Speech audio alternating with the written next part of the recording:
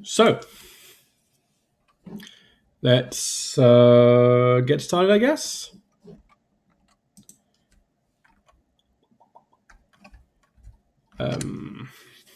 Okay. So this is all irrelevant. So let's move that out of view. Okay.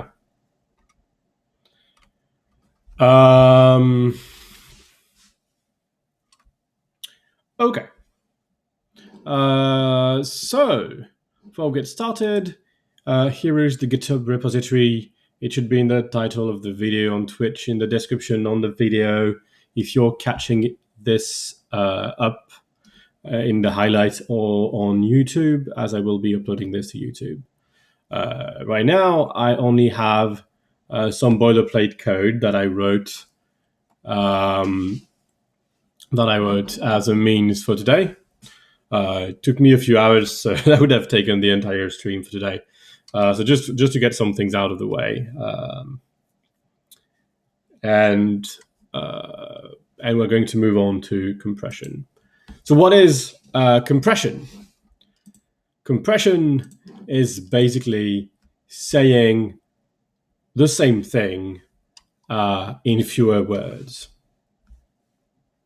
So, like, if I write 1 and like 12 zeros like this, that's 9, 12, I think.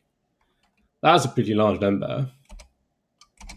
You could write 1 and 12 zeros. Now that is slightly shorter. Actually, so I could add more zeros, like 15, 18, 21, 24. And we could just write 24 zeros. And that's much shorter, and we can go forever. Oops. Let's put that in comments. Okay. And yeah, so there are plenty of things that take a few words to say, but that can be expanded into a very big definition. A good example of this is an image or a video. So if you're looking, so I think it's, well, you don't see my hand very well, but it's here on the right of the screen. You see a lot of black points. So in your computer, at some point, to be able to print that on screen, is just like there's a ton of bits that are turned to 0, because 0 is the number of black. So you have black, black, black, black, black, black, black. This pixel is black, and that pixel is black, and every single of these pixels are black. Because at the end of the day, you're just turning on and off some lights on your screen. So you need to represent somehow each individual pixel.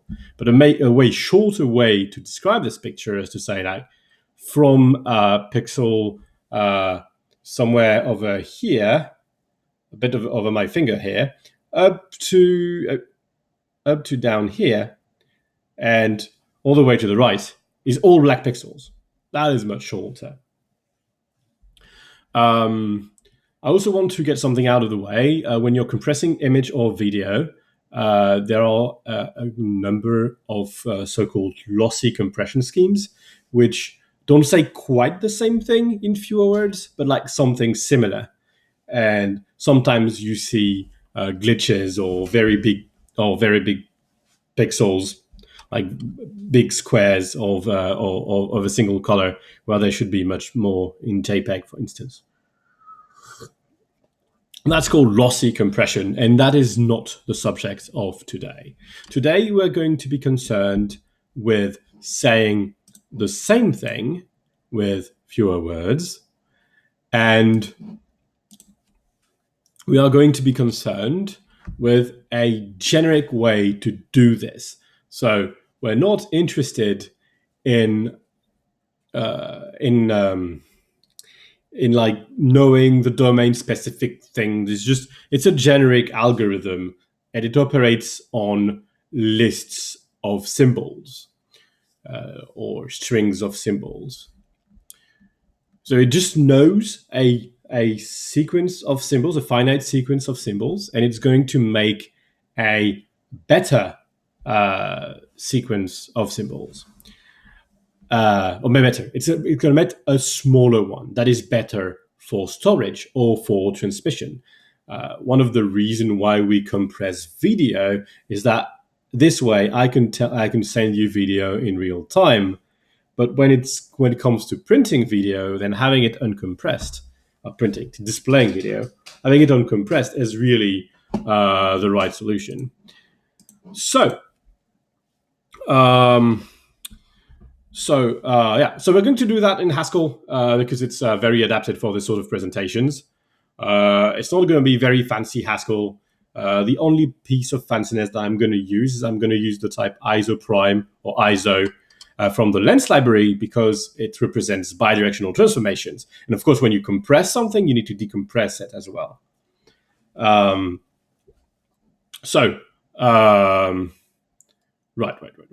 And I need to remember what is the way to reverse an ISO, but we'll do that in a minute. I always forget standard libraries. People who know me know that I do.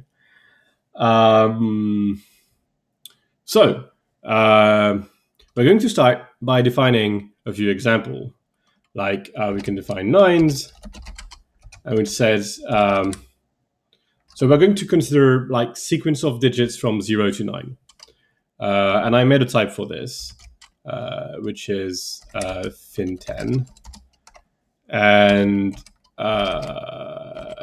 hope it's going to work. And yeah, most of those things I did to prepare for that are untested. So expect glitches in this video. It's very much a learning video, so I don't want to like throw a lot of knowledge very fast. I want it to develop as it goes. So mistakes are part of the fun. So nines, let's say it's repeat 100 times 9. Does that work? Why is it integer? Okay, let me check. Is Dante on? I didn't turn Dante on, so let's turn Dante on. And what is Dante type at? It's point. Okay. That is starting well. Okay, what is the type of repeat then?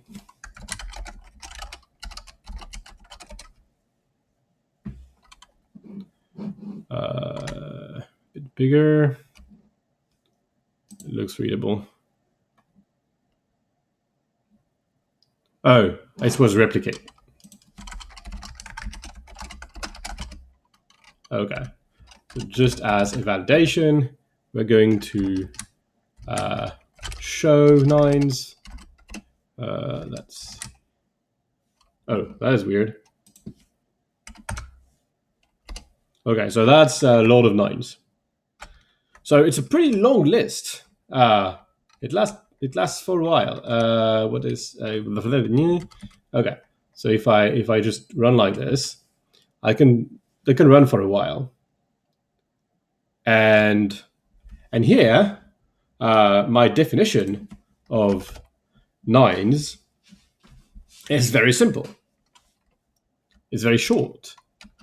So we have a way shorter way to say the same thing here. Similarly, we can make another example, which we'll call cycles.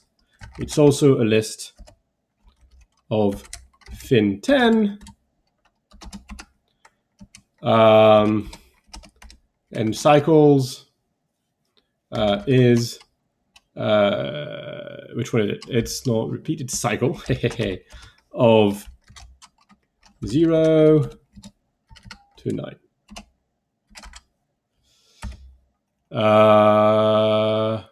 Okay, I didn't define enum, so I need to. Okay, I didn't know that I needed to do that. That's a bit annoying, but here we go. Fantastic. And again, we are going to show cycles. Oh, shoot. I shouldn't have done that. I need to kill whatever's working because I think it's going to loop forever. I forgot something. I don't know where Haskell is running, but I don't know what's happening. It doesn't seem to be doing too much damage for the moment. With a bit of luck, we won't have a problem. So I want to take like 100 of these. And now I can true cycles. But I may have to... What happens if I kill this? Ooh, and my Emacs just froze. Okay. Let me run another Emacs. And we're going to replace the other one, this one by that one.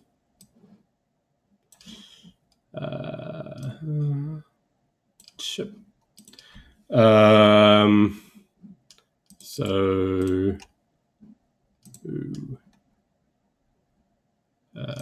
which one is it? That looks like that one. Yeah. Okay. And light theme. We're going back to source, lib.hs, to the bottom. And we have the correct definition of cycles. And, oh, I need to run Dante. Here we go. So here we just say 0, 1, 2, 3, 4, 5, 6, 7, 9, 0, 1, 2, 3, 4, 5, 6, 7, 9.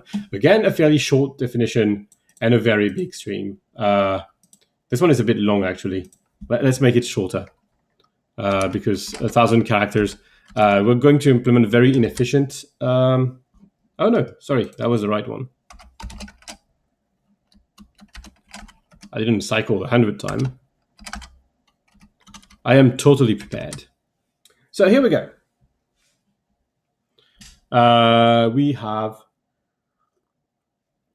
examples. And in a way, what we want to do is to find an algorithm that will find something that is a bit like this, like the short one-line description of these things. Of course, it cannot really do this because it has to be generic. We shoot a bunch of Emacs-related things. Oops. GCID again. Okay. So we cannot quite get that because it needs a lot of domain knowledge to do this. And in fact, the best compression algorithm will sometimes be stumped and will there will be some things which have very short description, and the compression algorithm won't be able to check this. No, not to check it, to find it. It will still give something very long. So compression algorithm, they work backwards. They just say, oh, what similarities do I see? What things do I see that I can exploit to make a shorter description? And and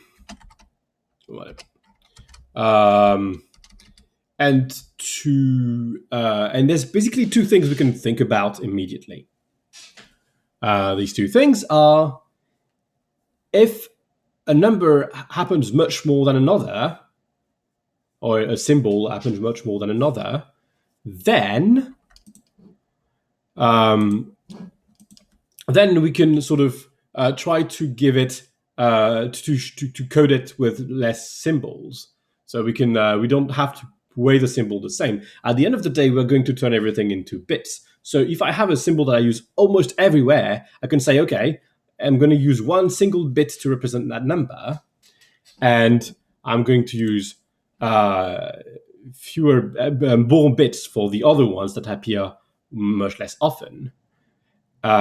This, by the way, is related to entropy in information theory, if you want to look that up at some point. I'll put links to the Wikipedia page.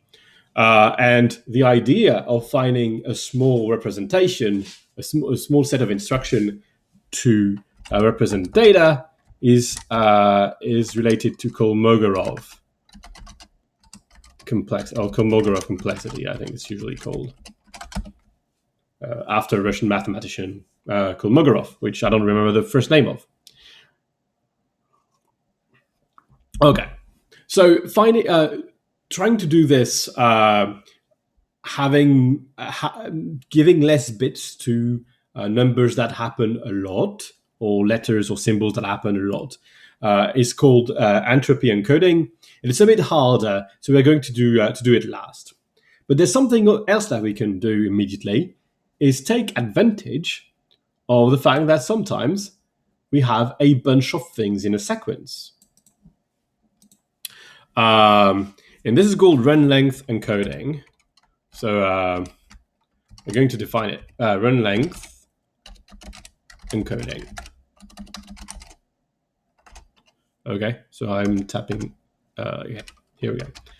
And this will be an ISO from a list of an ISO prime from a list of A to a list of A and int. So each integer, So we're going to say, instead of saying, oh, there's an A, we're going to say, oh, there's an A, then there's an A. We're going to say, oh, there are 3 A's. That's fairly easy to write. So we're going to get right to it. Encoding. I can't type tonight. Equal ISO encode decode. Where encodes equal decode equals underscore. Okay.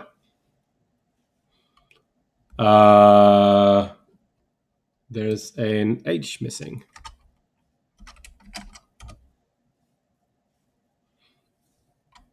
Wow. It's not supposed to take any time to do this. So to encode the list, we are going to do so we have a list L, and we're going to do group L. That gives us a list of lists. Then we're going to replace each list map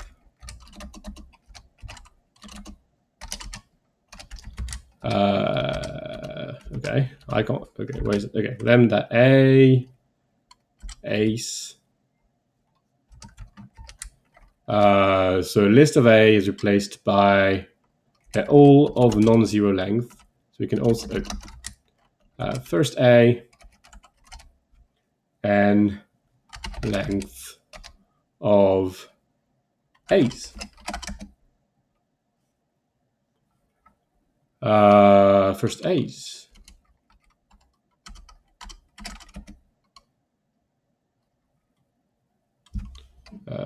Yeah. Yeah, what's happening? Yeah, no. Okay, something I mistyped it. Okay, never mind. Group. I'm a tad confused.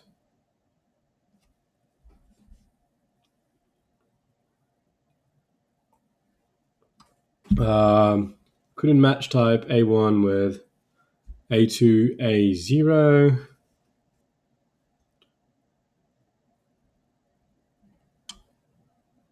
Oh, that's because I said first instead of saying head. Fantastic. Oops. I need eq. Good. And to decode a list is about as easy. We map. We concat map actually. We concat map a function that takes, so we get a pair of A and of its length, n, let's say, and we return replicate and A and L. So we're done. We are going now to it's a bit abstract, but we're going to write an example. So we're going to do display input dot. So I need to check something in lens.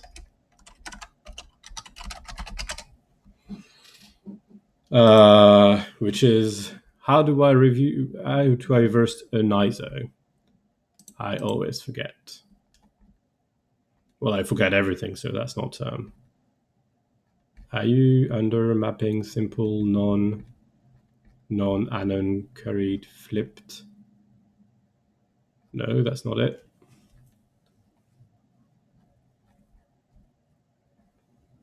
Reversing involuted.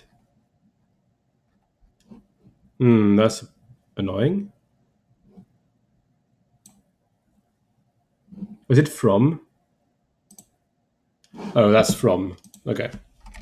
So from this display output run length encoding. That's what. Oops.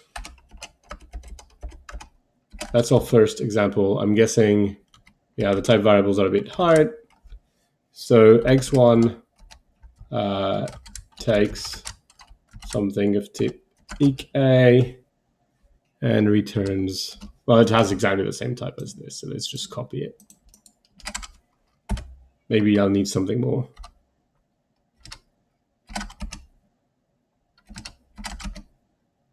Okay.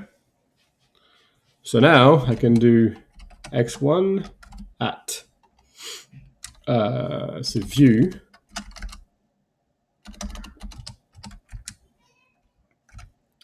okay x1 at fin10 of nines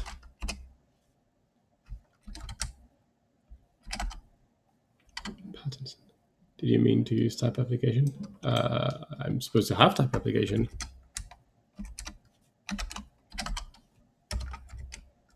Okay, interesting. So because we have types, we can avoid this. I'm surprised. Ah.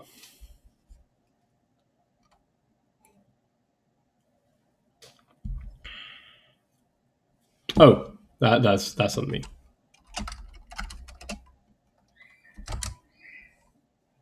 Okay, well that gives me, oh, there's 109 in a row. And that's pretty compressed. Remember, this was what I started with.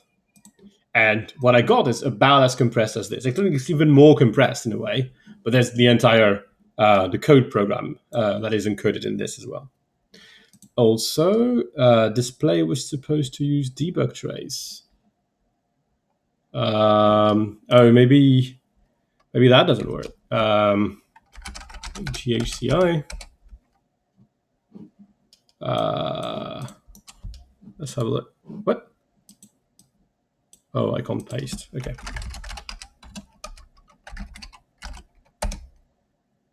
Okay.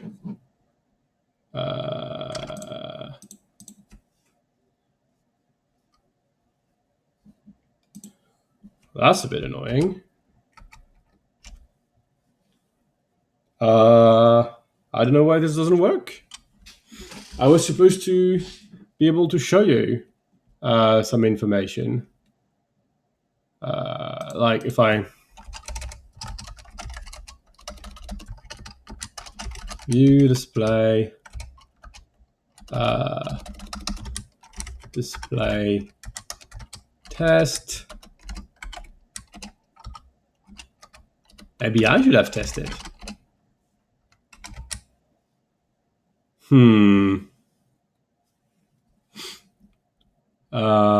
Let me copy this.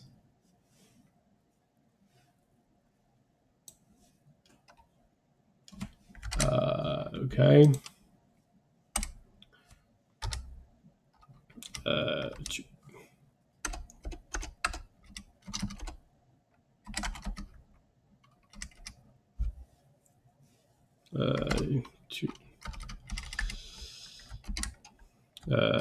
So what are my arguments? Sorry. I need a type of display.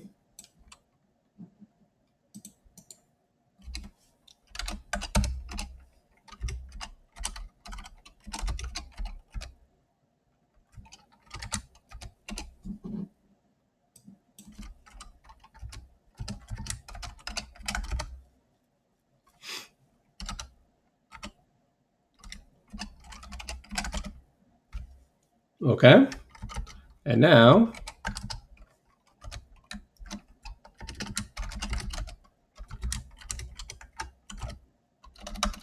I just wanted to describe, not view.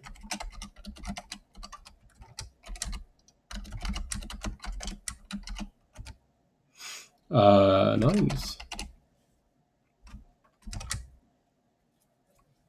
Okay, so that doesn't show. Did something wrong? Or maybe it doesn't work in the ACI, but that would be terrible. Trace.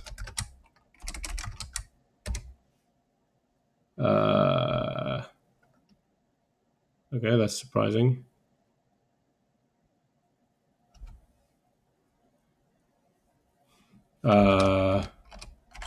Set unit. Oh, I see. I see what I did wrong. I just used the wrong type for trace. If you type, it works indeed. So it's just that I need to remove this. Okay, so that was a bit embarrassing, but you know. So let's see how it goes. Okay, so it didn't display the output. Does this start? Oh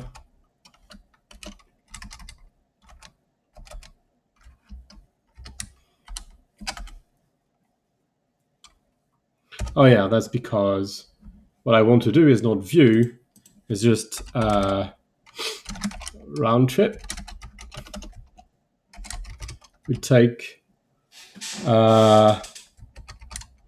some ISO prime A B and return an A to A and round trip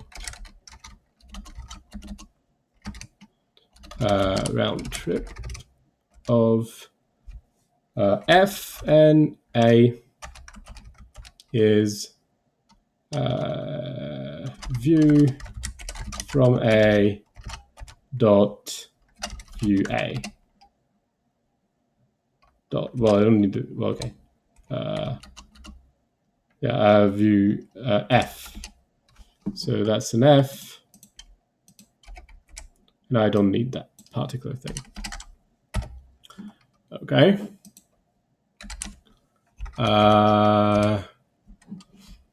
We're back on track. And now I do round trip. This will all become meaningful soon. Okay. So, right. And we also need to display the encoded version, a compressed.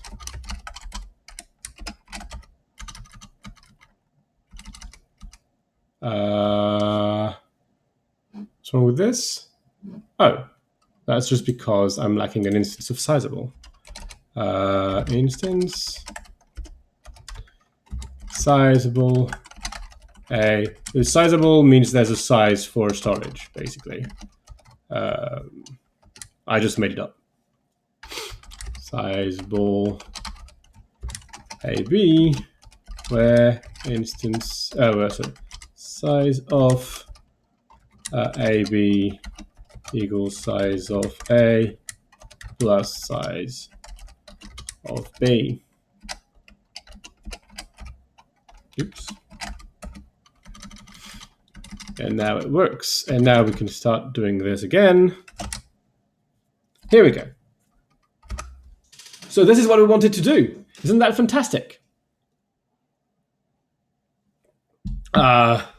We managed to compress a stream. And it says, okay, I moved from something of size 333. So it's counting, like, I don't know, 3.33 bits. This is in bits. It's going to take 3.33 bits per number. And it's been moved to something of size 10. And we see that we could decode it again to the right thing. Fantastic. Okay, so that's our first step. Half an hour in, but 20 minutes in, I guess. So, but anyway, that's our first step. And there's a bit of a problem with this, is that this is an integer of arbitrary size. Which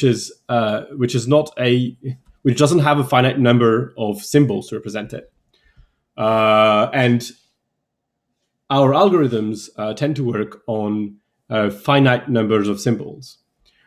So there are basically two choices here that can be used. Both of them are used in actual algorithms, but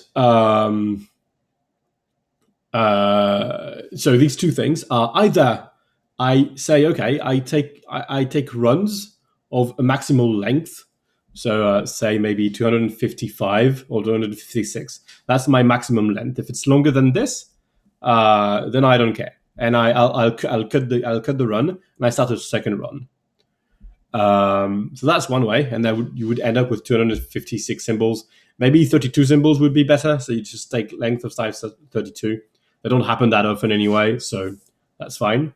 Or you get to encode the number with a finite number of symbols, which is what we're going to do eventually. But we're going to take a bit of a long way to there. So keep that in mind. We have two things on the stack that we are interested in encoding frequencies. So if a symbol is more frequent than others, we want to give it less bits, and that we will be encoding the length of runs like this with symbols. But first, let's consider our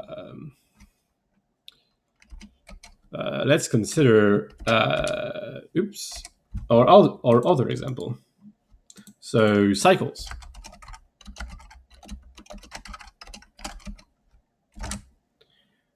Oh, that's bad. This doesn't compress at all. In fact, the compressed air quote version is bigger according to my size counter. It isn't actually bigger, but still a bit.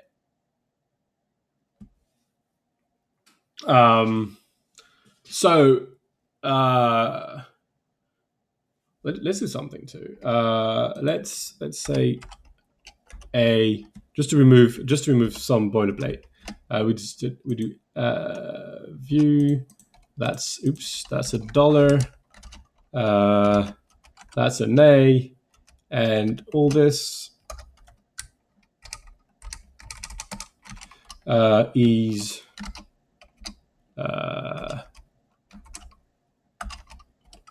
seek unit. So really, we're not doing anything except it doesn't have the right type. Oops. Okay. And now if we do this, we're going to remove one line. Yeah. Okay. So it's really an avatar because we can, all of these are ones here. And so we can remove all these ones and get back to the initial encoding of 333. But we have gained nothing. So the natural question becomes, is there a way, because there's a lot of repetition here, and is there a way to transform these repetitions into runs? And if you think about it, there is definitely one way. It's called sort. If I sort cycles, I run this, then I get 10 zeros, then 10 ones, then 10 like that. It's all right. Should make sure that I always have a line at the bottom. Anyway, what is this? Okay, so zeros and ones and twos and threes. Of course, if I do a bunch, like if I take that again,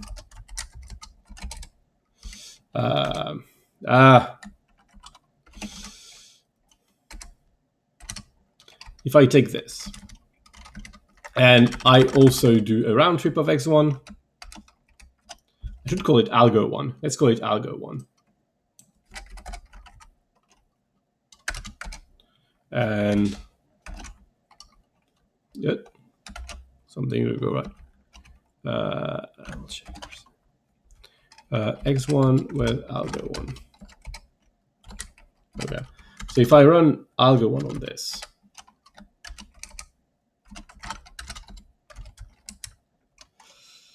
and run trip of algo1 on this, sorry.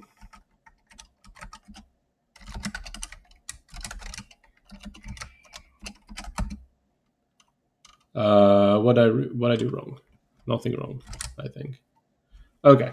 Now suddenly the compressed size is impressive. It's like 67. It says, oh, I've got 10 zeros and 10 ones and 10 twos. That's very, very, very good.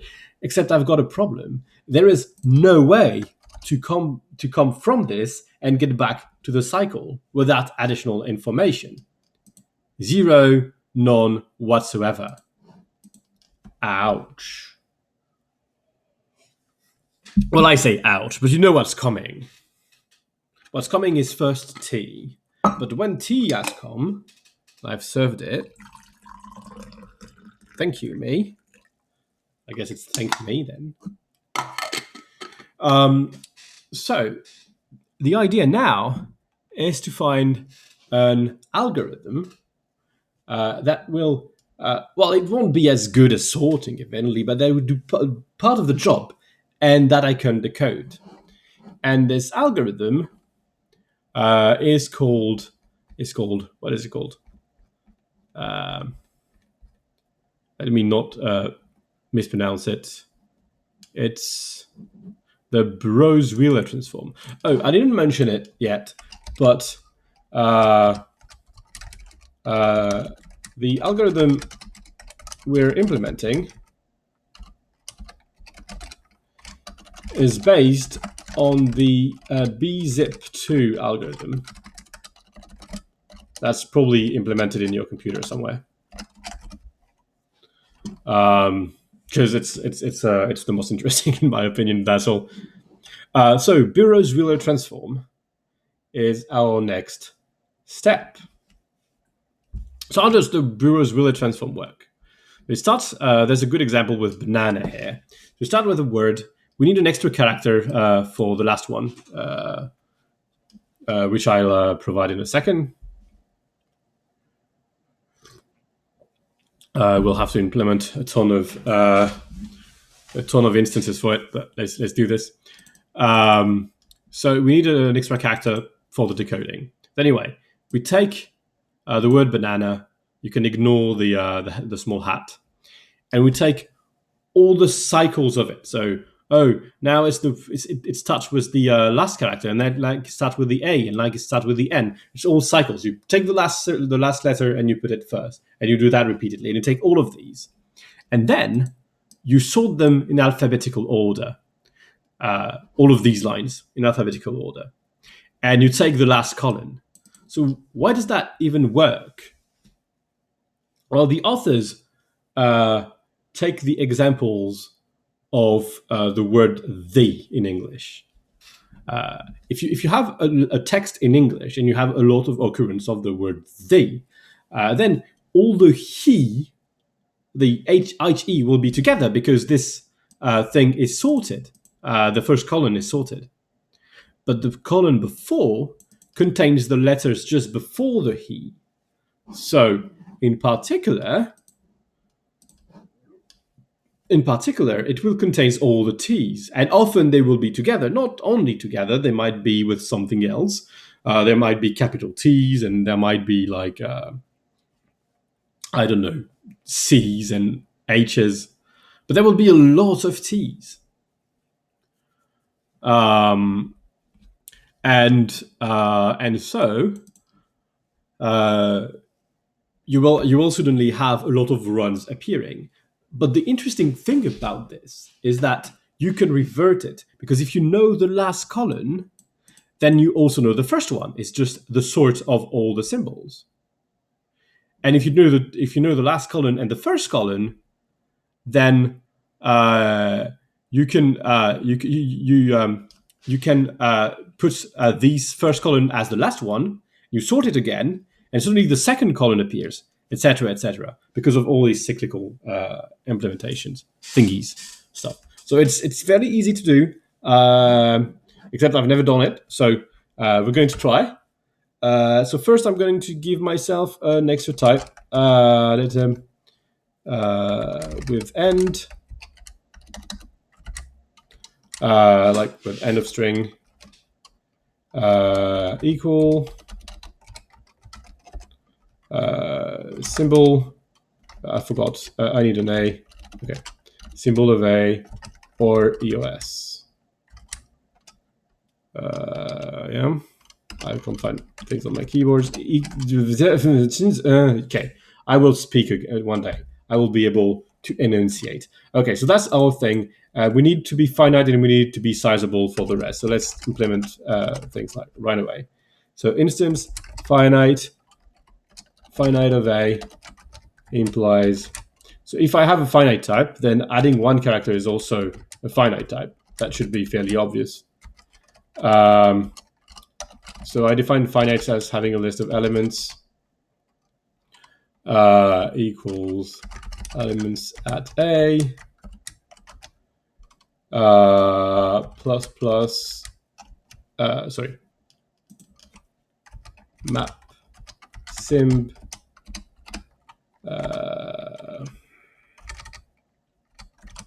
elements at A plus we just put the end of stream at the end. I don't think it changes much. It is not. Okay. I'm looking for class finite. It is.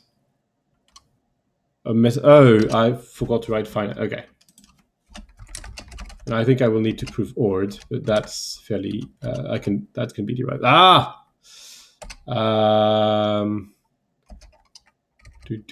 Okay. I cannot deduce ORed, but we can do this. Deriving ORed. I'll put the parentheses, even if it's not really needed. Oh, now I need it.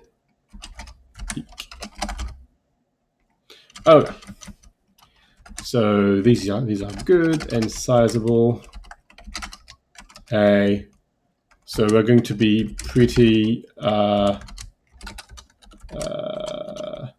sizable. We're going to be pessimistic, but and we're just going to add a bit, a full bit. Size of x equal size of simb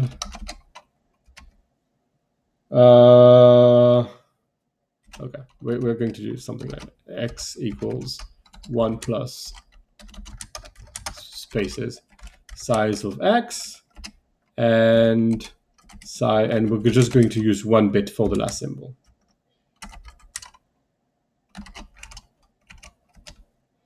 That is fairly pessimistic, but good one.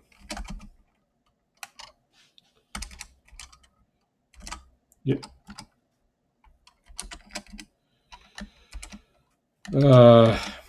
I'm typing random things on my keyboard. I hope you enjoy this. Okay, so now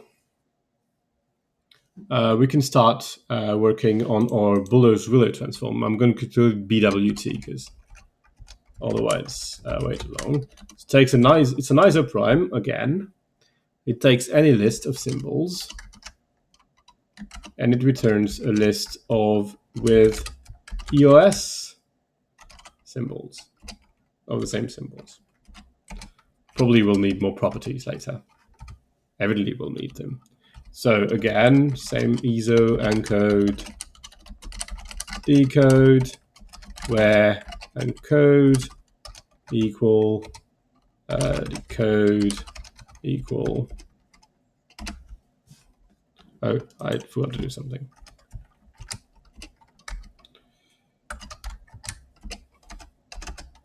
I hope you're enjoying my typing very slowly. Let me take just.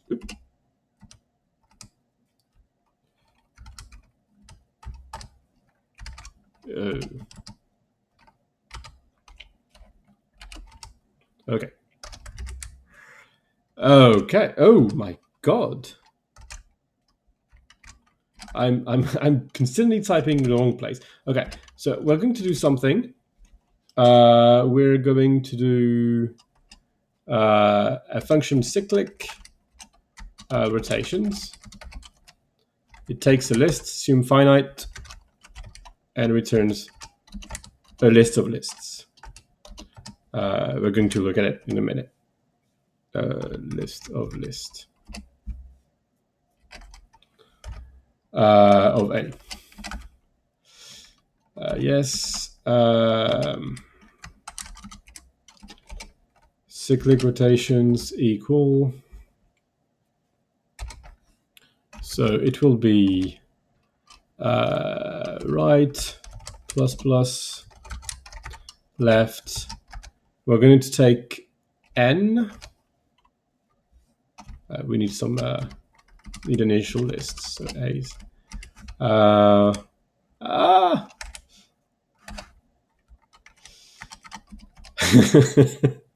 So n is any number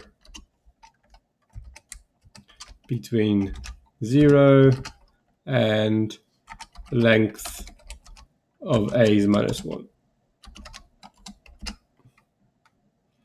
And what we're going to do with this is we're going to say left right is split at, I think. Yeah, split at n A's. I think it's supposed to be a colon. Comma, sorry. Okay, what's the problem here? Oh.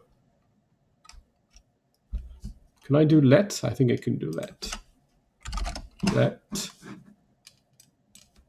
equal. Yay. So what does that do? It just gives me all the cyclic rotations. We're going to test it with bananas. Banana. So if I write cyclic rotations of banana. So if you wonder, strings are lists in Haskell. This is weird.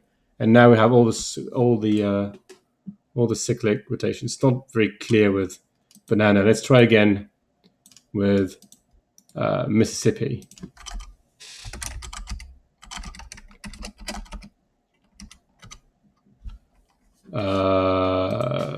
So here. No, that was well, okay. That's clearly. I should have taken a better word, like Arno. Very narcissistic of me. Now we can see the letters are right in order. They're just cyclically rotated. Okay. So now that we have this, we can uncomment this if I manage to press the right button. First try now. with EOS, yeah, because that's this shouldn't be capitalized. Okay, so now we want to encode, a list of symbols, call them A's.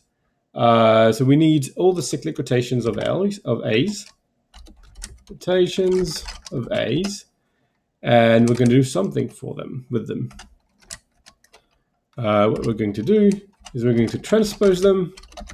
So transforming a list into column. Okay, I'm just going to demonstrate something. Transpose. Actually, I forgot to do something before transpose, but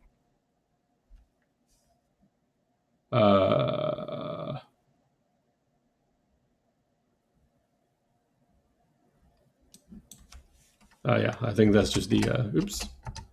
I'm pressing the wrong button again. Okay. So do this. Okay. So now it's just, well, it has all the letters again, but it's the same. What? Why is that the same? Okay, let's do a bit of sort in between. Yeah, let's just run the thing. So let's sort this. If I sort them, then I get all the A's and then the D's and then the N and the R and the D. And if I transpose the sort of it,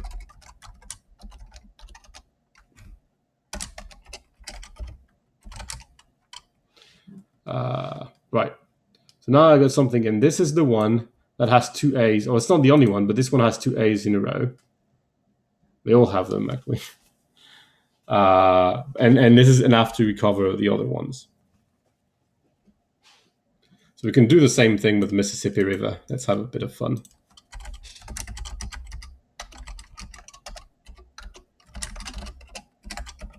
Okay, let's run this. Right. So see how it sort of brings things together. So if I look at the last one, which is the one I'm going to select, it has 3 E's, 2 S's here, etc. It is pretty cool. So again, that is sort, transport, transpose, and last. It is a very inefficient implementation of this. Another remarkable things about the Burrows-Wheeler transform, the Burrows-Wheeler transform, sorry to butcher these names, is that there's actually a fast implementation of it, which I don't know. So to decode this, what's the best implementation of that? So I forgot to add. It is not true. That is. I need to add something here. It doesn't have the right type otherwise. Oh yeah, it didn't complain because it's commented out. I forgot to uncomment it. Okay. Welcome to my stream where things happen. Yeah. So I need to add simp on top of all of these, and I also need to add EOS at the end.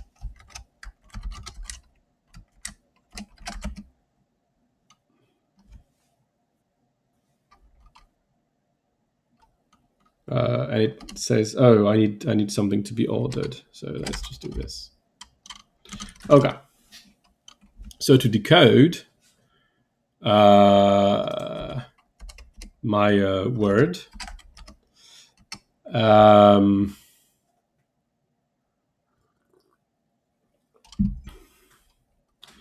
I am going to. It's a bit more complicated. So our goal will be to do n times something. So how do I want to present this? Well, we're going to do a decode loop. and we'll see what we need. So we need the word that we're decoding. We need our state, and we need n.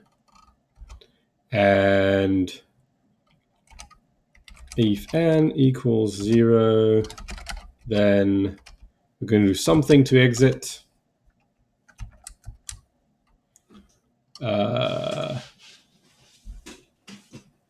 Yeah, extract, let's say, the state. Else, we're going to, let's put that in the second line. And we're defining extract after. Is compression like fractaling patterns in the data and annexing it? What do you mean by annexing? Hello, by the way, Coco Pickle, and welcome to the stream. Yeah, it's basically about finding patterns, or trying to, but it's finding patterns in a generic invertible way. So extracts equal.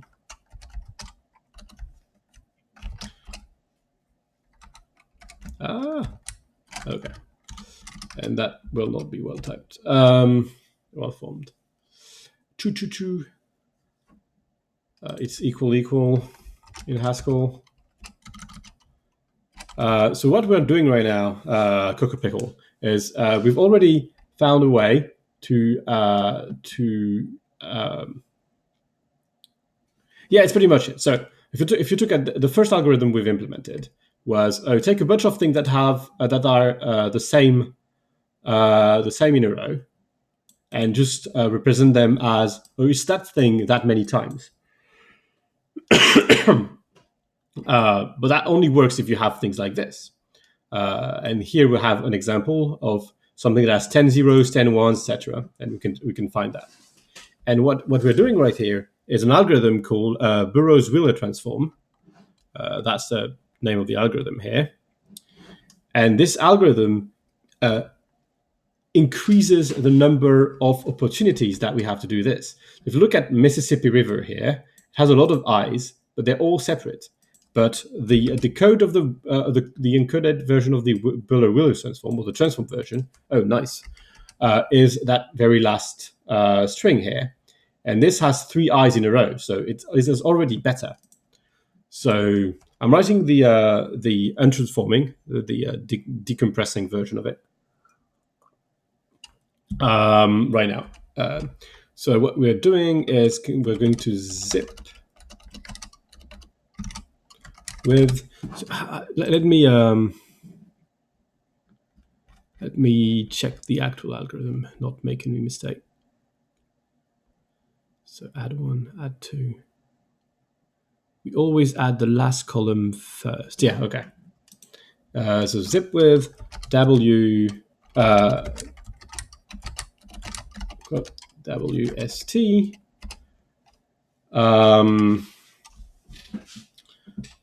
So that's the first thing we do. We sort this,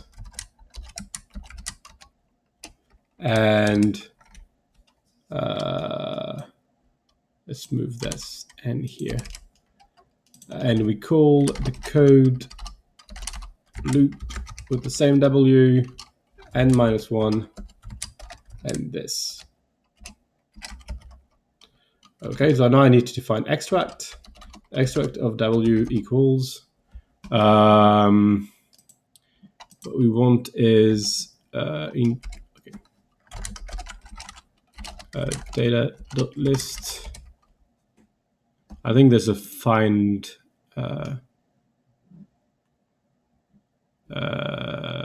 searching with a predicate. So it's just find. Okay. So we're going to find the word, which is such that the last one is EOS. So that last of W is EOS. Let's not call it W then. That's an ST. And when we've did that, we do from just, because we know it exists. That's risky. and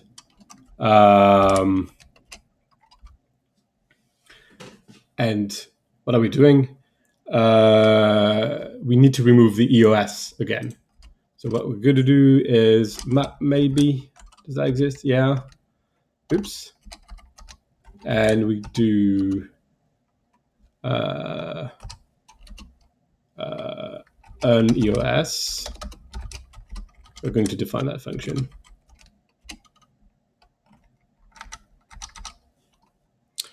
We're going to capitalize this. Oh. Okay, so I need to write an EOS now.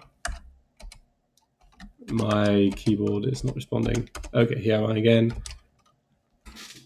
Things are not well aligned, I think. Okay, an EOS of simp b equals just b, an EOS of EOS, I don't need the parentheses, equals nothing. So we're just telling, don't put anything where there's an EOS. Okay, so decode is now the code loop, capital L of W. Hang around for a second, Coco Pickle, and we're going to show that in effect. That's length of W, and the last in the state is map const. So we replace all the letters in W by the empty word. It's a bit of a trick because no, it's W here. So W is a word, ST is a list of words. It has the same number of words that there are letters in W, I think. So now we're going to define our second algorithm. So I'm going to copy algo 1. And we're going to call it algo, algo 2. And we're just going to do a BWT, and we're going to display the intermediate form after BWT. Okay.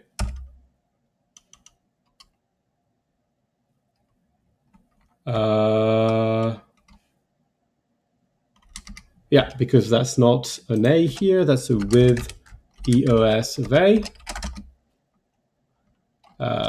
Now I need some ORDA, it's fine.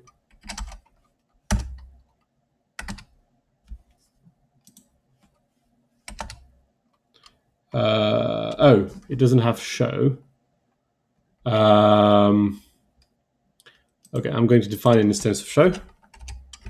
Instance show A.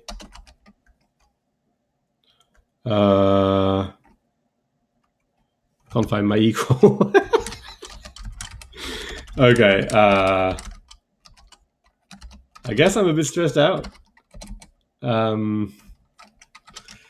Okay, show of simp x equals show x, and show of EOS equals, I'm just going to print it as like a hat. Okay, so now we're good, and we are going to run algo 2. Hopefully I'm not going to crash on cycles. Okay, didn't work. Oh yeah, I need to run round trip. It's all stop. Okay.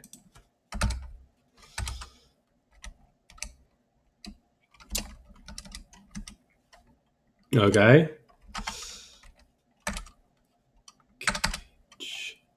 Round trip. Okay. So the Burrows-Wheeler transform made it so that all our things are now, look at this. It's exactly what we wanted.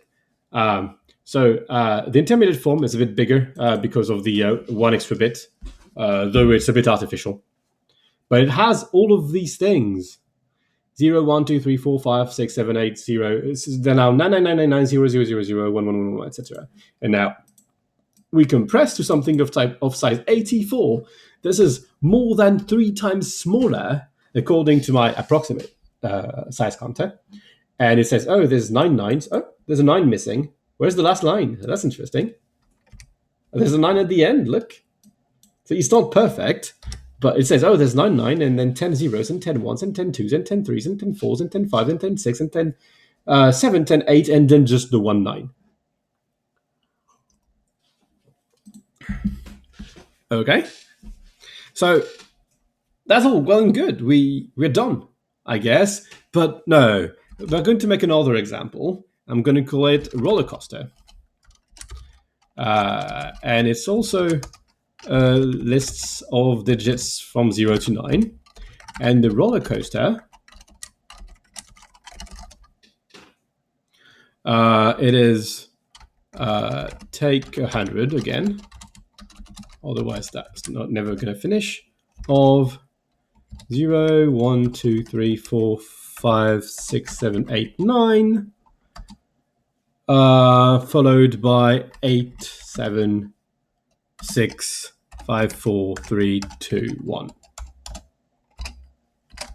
Okay. So we're going to just look at it first. So roller coaster. Yeah, that's all. Oh, what? Oh, I forgot one of these. And of course, I didn't write the right definition, so that's not going to work. But yeah, that's not the right one. I need to add cycle here. No.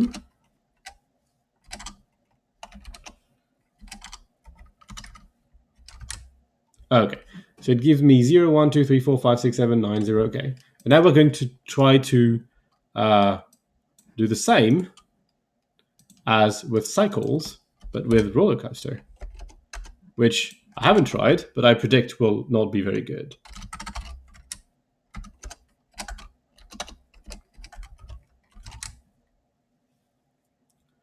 Well, it's better, I guess, but it is not like excellent because there's 2 different possibilities before 1. It's not really a very good example of what I wanted to illustrate.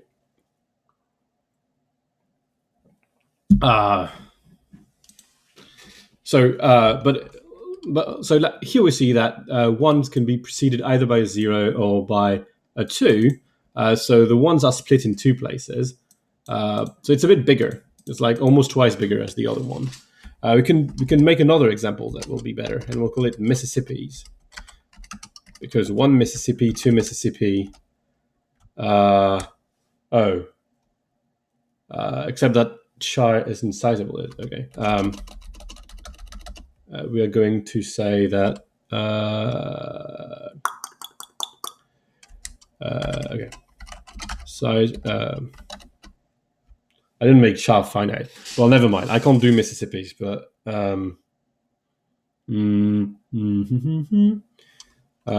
So how can we do this?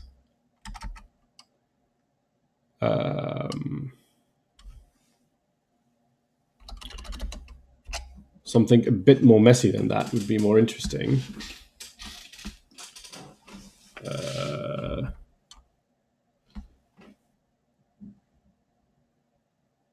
Let me think.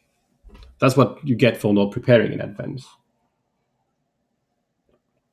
But then again, that's the fun of these streams. So let's roll with this. What can we do?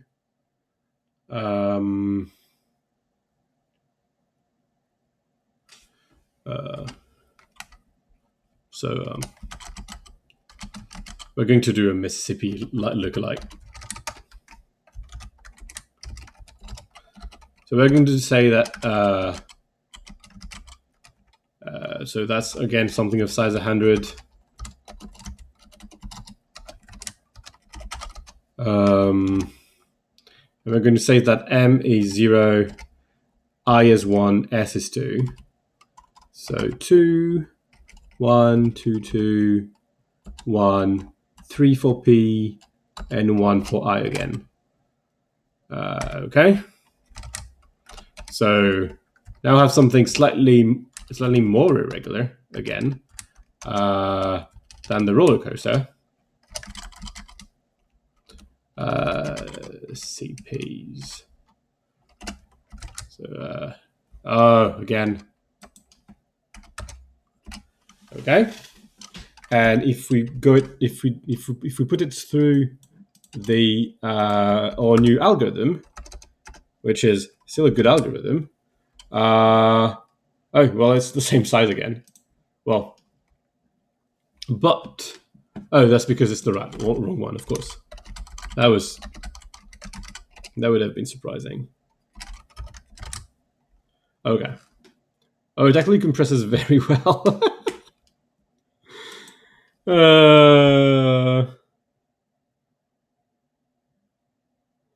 It compresses very well. Oh, I need more irregularity. So let's add a space. That's 4. A river, 5. That's 1. That's 6. That's 7. And that's 5 again. Oops.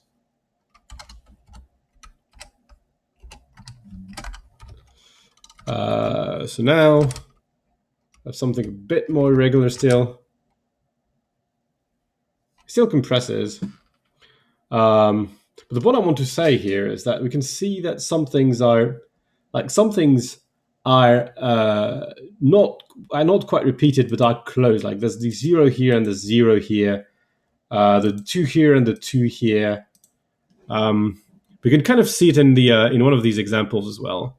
I should have just pulled that out. So here we have 6 mixed pixies sift. Well, anyway, so we can see there's IX, IX, IX, IX here.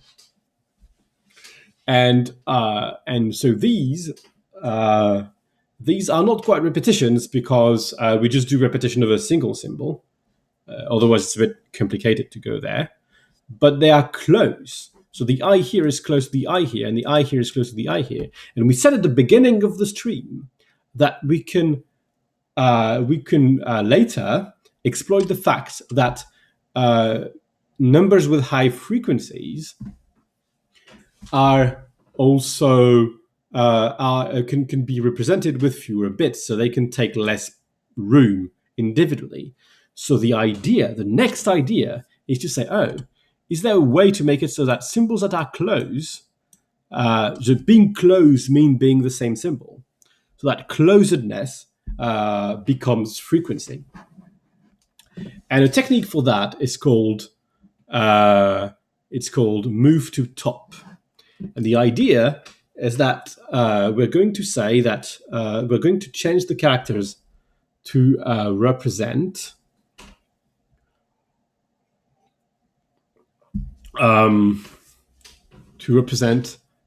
numbers which are we're going to represent to represent the character by saying, oh, it's the number of times since it last occurred, and in a random order at the beginning.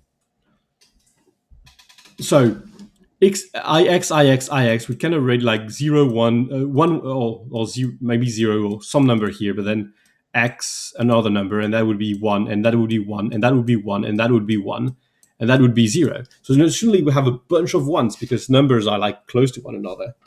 So that's what we're going to do next. We're going to improve on all of these, on some of these, I guess, by doing the move to top thing. Move to top.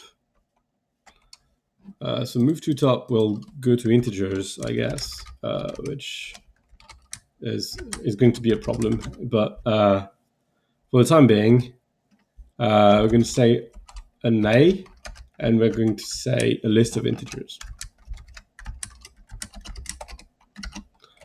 And so move to top is yet another of these ISO. So we use encode, decode, where encode equals, oops, and decode equals something. Oh, the space would be nice. Okay. And basically, the main thing here is that we're going to use a function that moves something to the top. So it takes an A and an AS. It will do A colon filter. I'll leave it filter different from A. A's. So it will take A in A's, and it will move it to the front. Is it move to top or move to front, actually? Let's have a look. Quick look at bzip2. It's not exactly the same algorithm we're doing. By the way, this is the one before last algorithm, and then we're recapitulating everything. Oh, Wikipedia is having troubles tonight. So.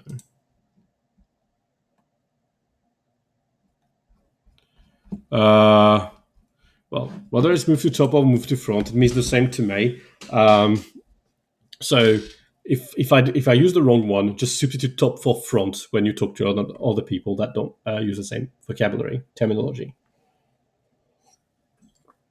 So what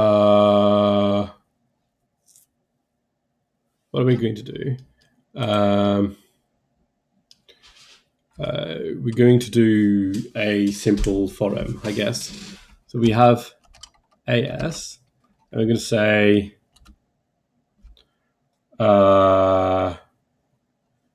form. We're going to do a run state. What is the variant of run state that we need?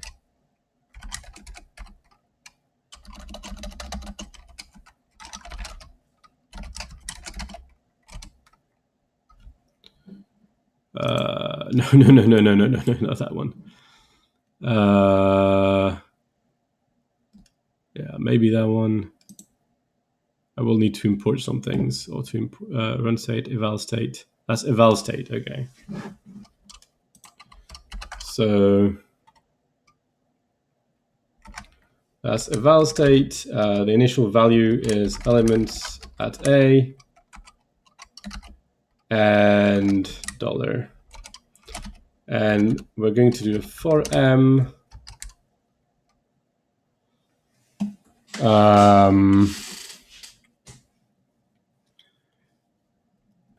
It's going to yell at us, but for m. So for each character in AS, we are going to need the index. Can we index these? So list, binding list, searching a list, searching by equality.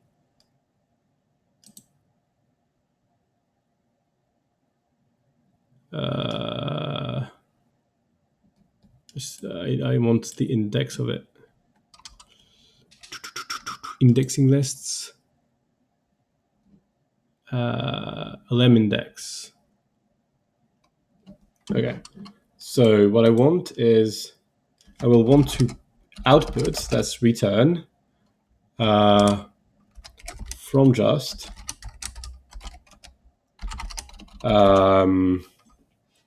of lm in list, lm index of, oh, I forgot something. Need to name this value. We're going to name it lambda a. So, okay, it's a value of type A. We're going to replace it by its value in the list. Well, actually, that's we need to name it. So, what we're going to do. We're going to do something. We're going to say, we're going to name out equals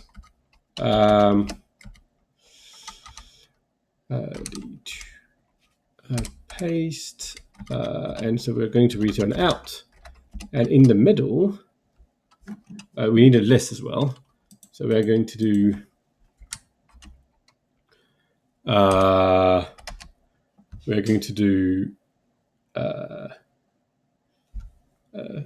stack, and the stack we're going to get it from the state. So at first it will be the list of elements of A, and we are doing stack here. Okay, and when that is done, well, actually I don't. Okay, since I got, oh dear. So actually, I'm going to undo what I did. I don't need to name it because I named the stack, so that's good enough. Okay, and here, what I need to do is to say I'm going to put.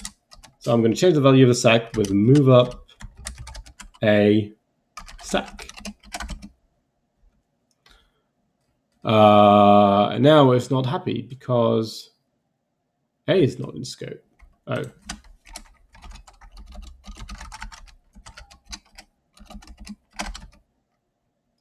Okay. That's supposed to be I as a prime. And now I need eval state. So what I'm looking for really is control.monad state. Does that exist? Yeah, it exists. So, and it's in base. No, it's in the NTL.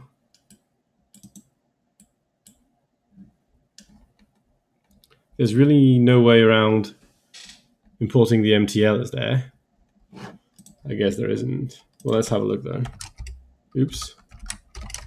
Import control.monad dot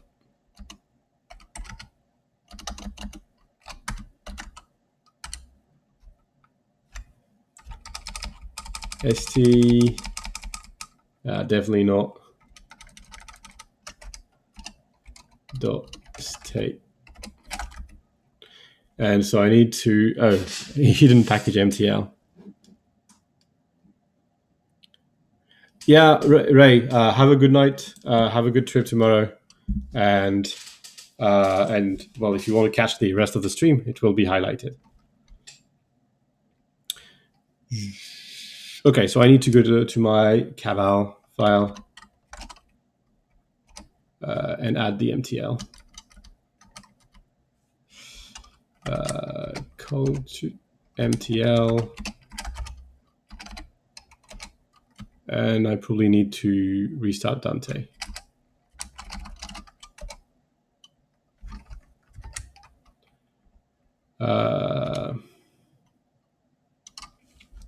No, it didn't. It wasn't sufficient. I can revert buffer.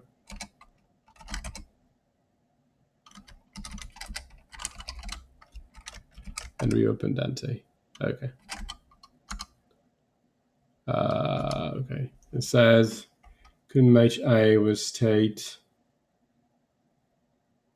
Oh, so eval state doesn't have the type, I think. I guess. So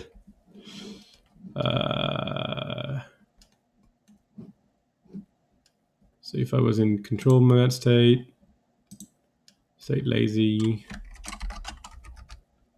Oh, right. So let's just flip it.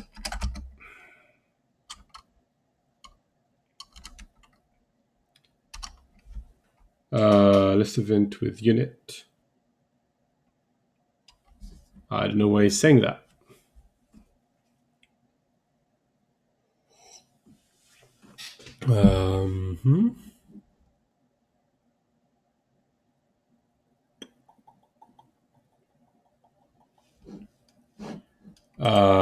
Okay. I'm not sure. I'm not sure. I'll fix that later. So in the other direction, I have a bunch of integers. I will say flip, evil state. So we're going to do really the reverse. Elements add a.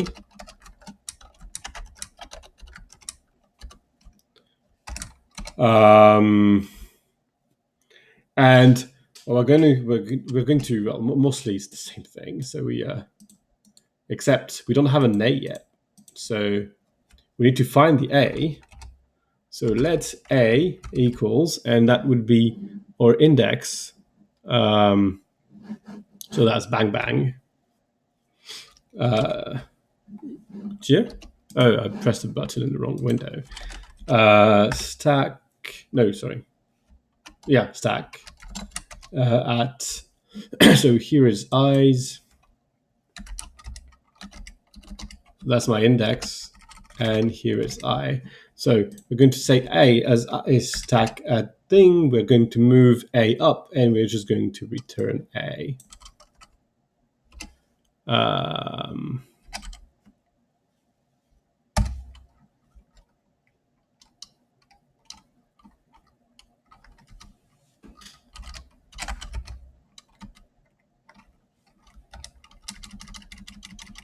Okay, so alignment's good. So what went wrong? Is val state the right type? So it's state SA and return an A.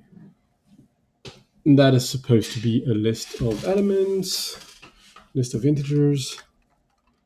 Where does unit come from?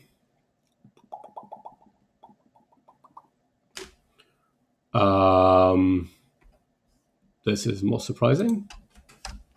So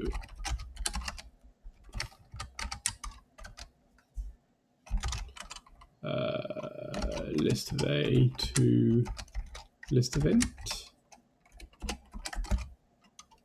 Okay. Couldn't match the expect type of int with actual type unit.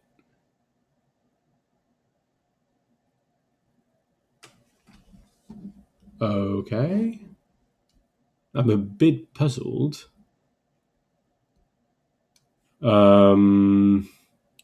Why is this? Element index returns a maybe int.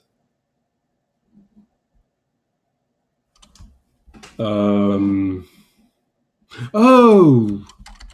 Okay. I used the wrong version for him. So finite. Okay. Wow. Here we go. I'm just going to put the type on decode as well. It's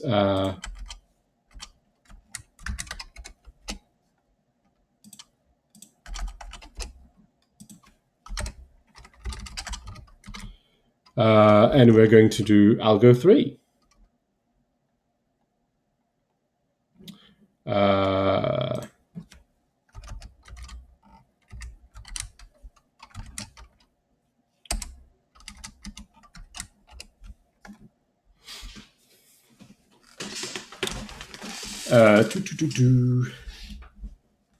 So we're going to do algo 3.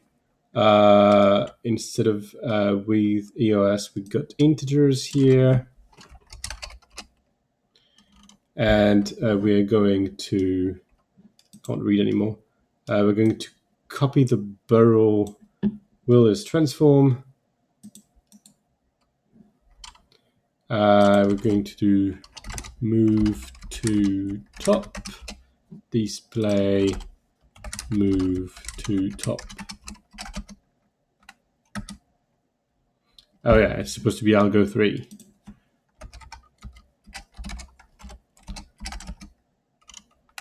Okay, what's wrong?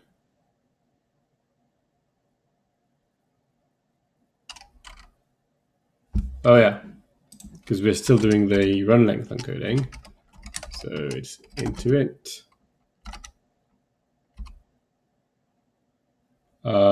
Yeah, it needs to be finite. Okay. we can, since finite has ord and ec, we can move ourselves, give ourselves a bit of size. Okay, now we can ask for algo 3 of Mississippi's, I guess. A round trip. Algo 3 Mississippi's.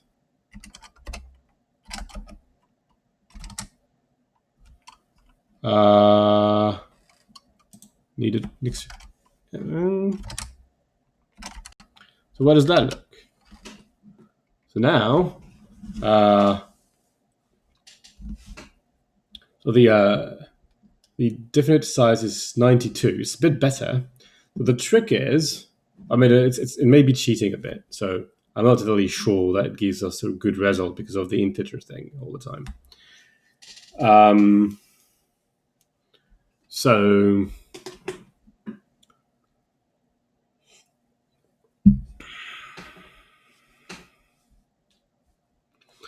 blum, blum, blum, blum. So here, so all of these have become a lot of zeros. There was 5555, there are a bunch of zeros. There's a 2 here because of the 0, but then another bunch of zeros. So the number of zeros has increased tremendously. And so the runs are not necessarily much longer than the previous one, though you get some of them. You get 0 5 times, 0 5 times, 0 11 times, 0 12 times, and well, yeah, it's about the same as far as length of these have. Okay, they're a bit smaller sometimes, a bit bigger other times.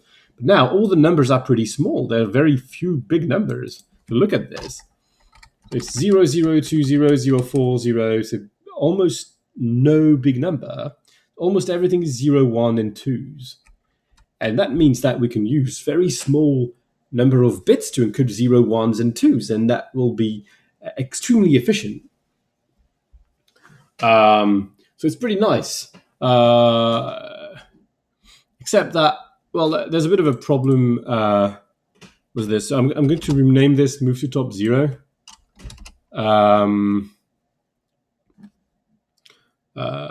Because it's slightly problematic, and let's move to top 0. So I want to make a finite version of it. So I'm going to define move to top, which says type finite a. So for all n a, because I will want to give a value for n, and I'm going to do fin n. And the way I'm doing this, move top. The way I'm doing this is by just adding in a new version, a new ISO after. So we're going to do move to top 0.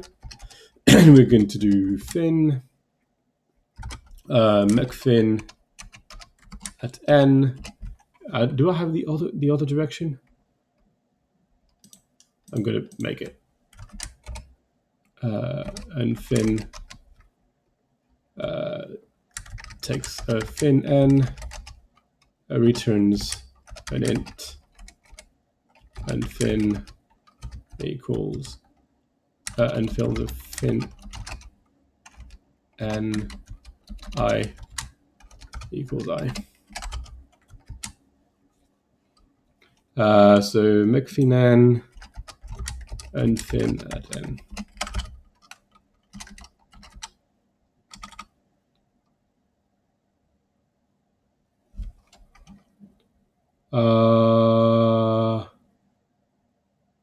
That is true.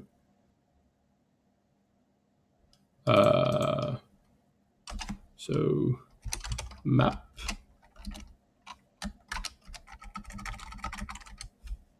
and map. You could probably do that with a single course, but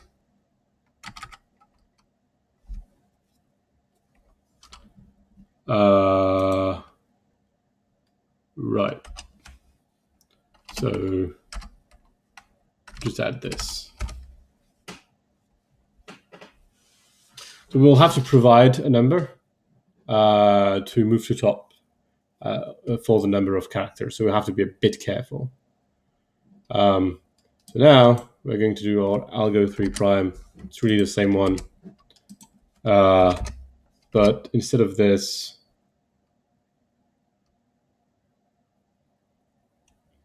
it's going to be fin n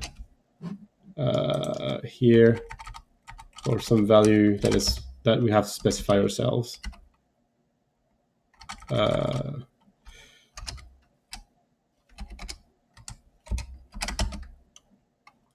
And I'm guessing it needs to be finite. Here we go. So the first character is very useful. So for instance, we can do this again. And we need 11 characters because it's 9 plus the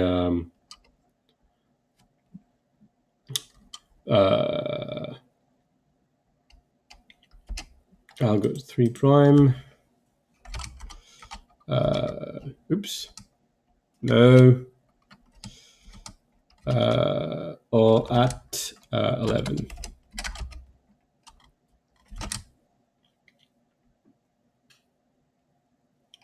Oh yeah, it doesn't work here. Oh. Oh, that's a problem.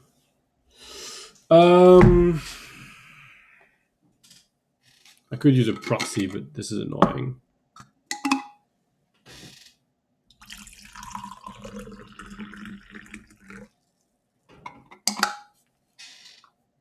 I can I guess I can do colon set. It's a bit silly, but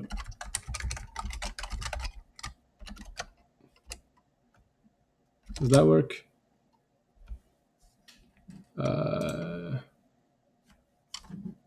Some flag has not been recognized.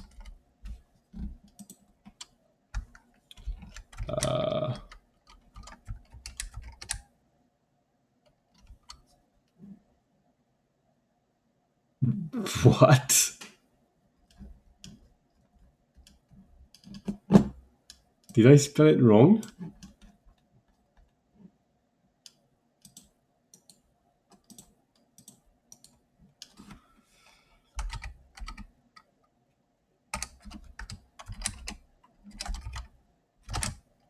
No, it doesn't manage.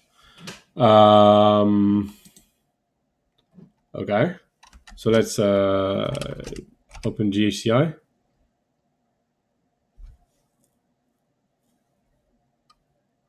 Stack GHCI. And try this. Oh yeah. Round trip. I'll go 3 prime. 11. Mississippi's. Right. Set. -6 type applications.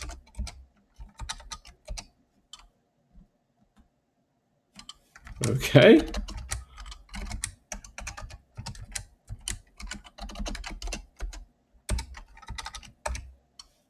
Okay, well, it's not very readable, but it's supposed to be more or less the same as the other one.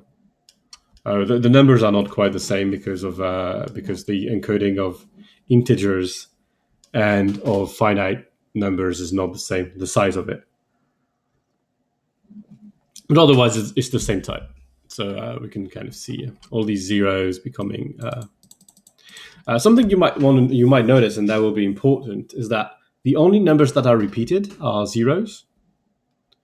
So here 10 is just the 1, 6 is just the 1, 0 is 5, 2 is just the 1, 0 is, and that's by construction, because if you're a repetition of something, then it's really the previous character, which is always 0. That's the definition of it. So I don't know why that doesn't work, and we'll fix it up by doing more type specification later. But it should do the same thing. Okay. So we're going to exploit this, the fact that that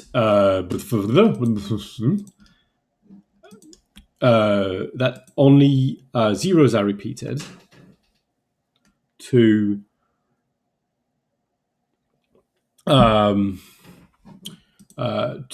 make a new version of run length encoding.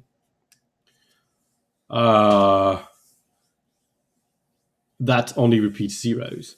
But before we do that, we need to learn how to count.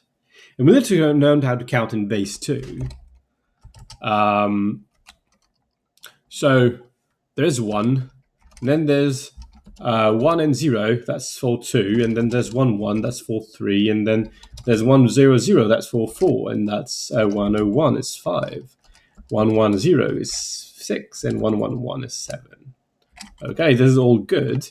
But the problem is that in this thing, there's plenty of way to write the same numbers. I could just write, so the same line can be written 0, 0, 1, and then I can add 0 here, and then 0, 0, 0, something. There's just, I can write these numbers in plenty of ways differently. But I can do something very, very weird. Is instead of counting with ones and zeros, we can count with ones and twos. So we're still base 2, and if you're used to numeration system, we will have 2 digits like normal, but we don't have a 0. So we can't count 0, but we can count every other number. Look at this. That's 1, 2, and then it's supposed to be 3. So that's, what is 3? Let's have a look.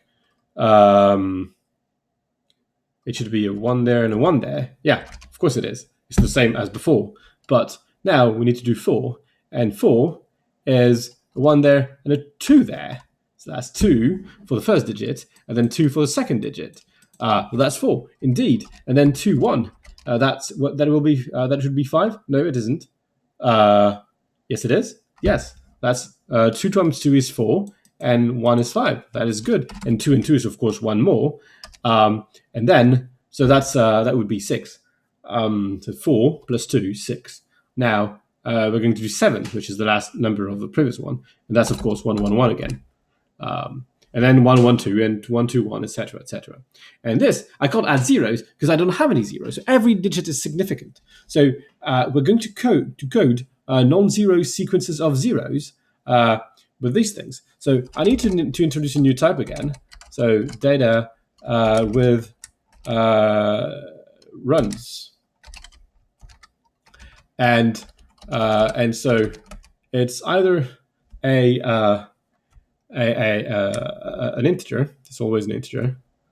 So we're going to call I. I'm a bit lazy. Of an integer, and otherwise it can be 1 or it can be 2, and these are the lengths of a run. So we're going to encode runs that way. Remember, all the runs are runs of zeros. We know that, so we can completely ignore the rest.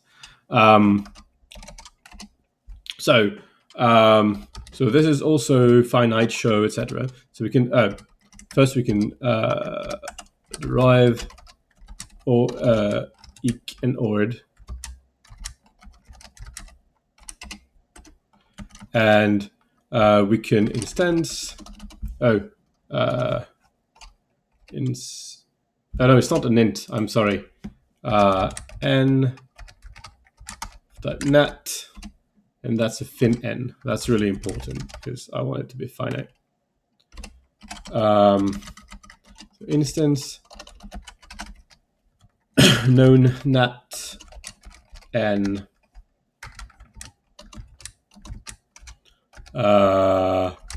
with runs finite with runs n. So now we don't have any integers anymore. That's the entire point. And so elements are map I to elements of fin n, so all the elements of fin n, and then we just add at the end 1 and 2.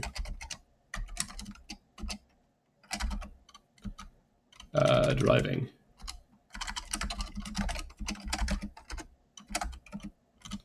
Okay.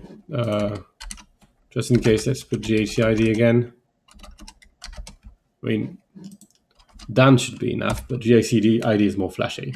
So it's also sizable.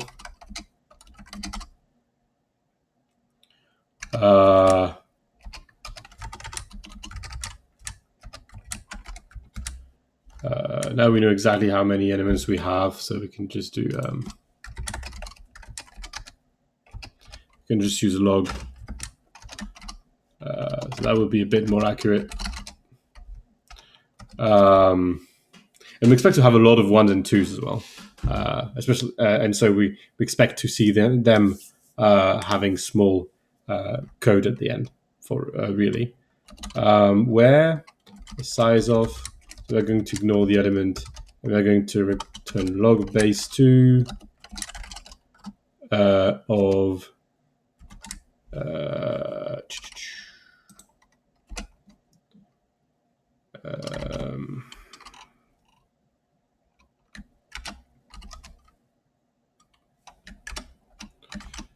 log base 2. Because I think I made myself. Oh yeah, I just have a. Okay, I can derive it.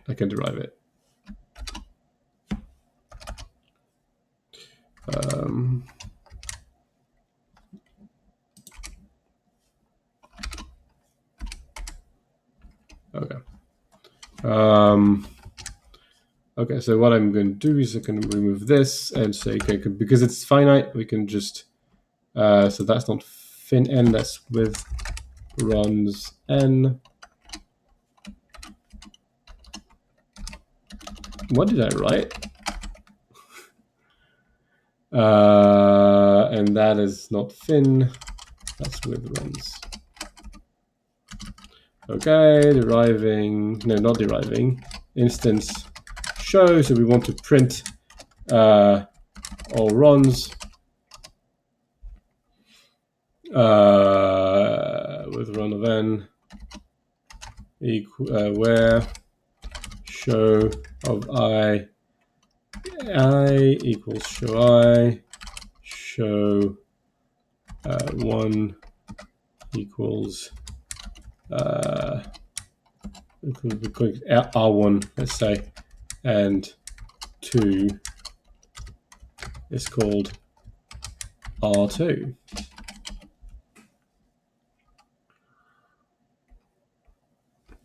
Now we want to encode a number which we assume bigger or greater than 1 into a list of these. So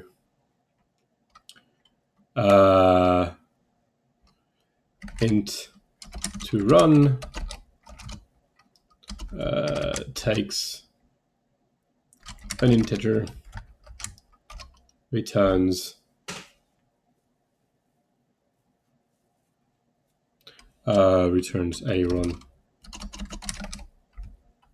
Returns with run of n for any n. So int to run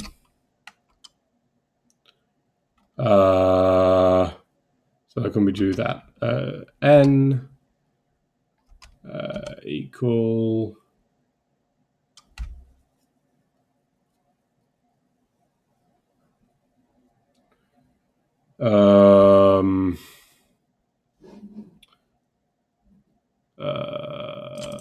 let's have a look at stackage and look at the mod operator. It's mod 2, yeah. I'll just do something like that.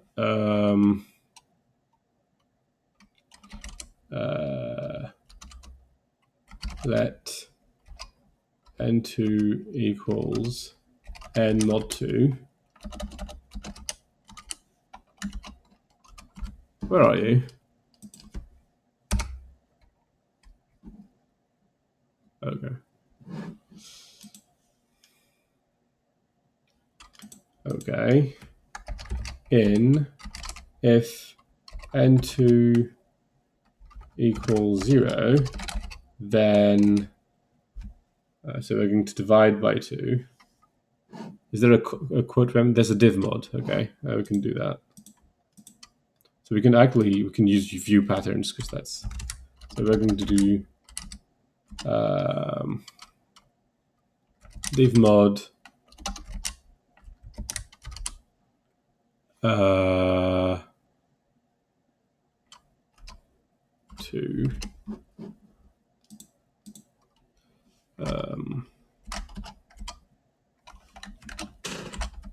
Oh no, that doesn't work. Okay. Okay, so we're going to divide by 2. And we're going to do that's half n and 0. Okay, that's a bit ugly, but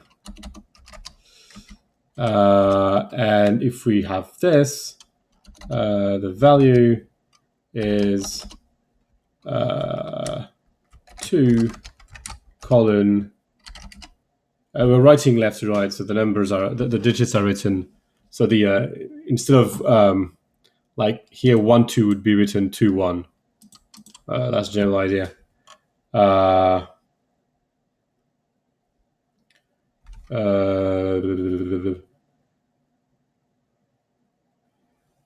So that would be int 2 ron n2 minus 1.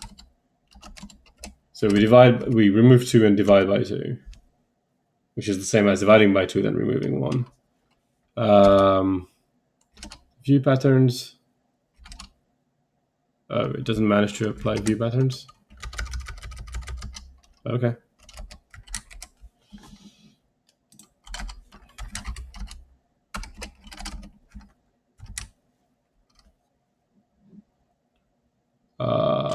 It runs.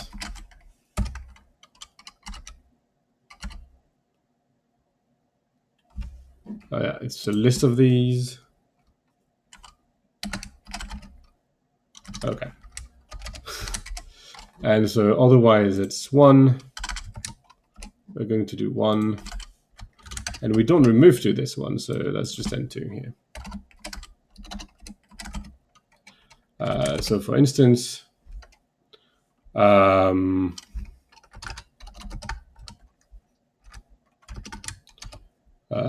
int 2 ron of 6 should be 2 2. Oh, that's not a very good example. 5 should be 1 2.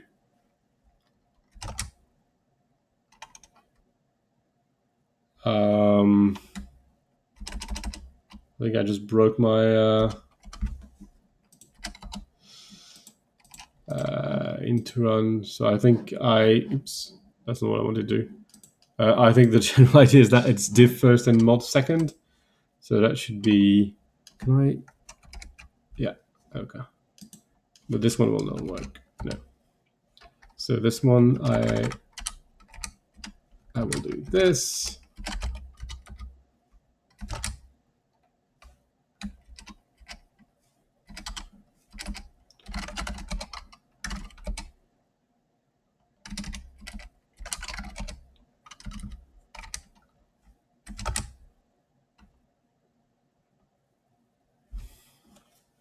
So it seemed to work very well.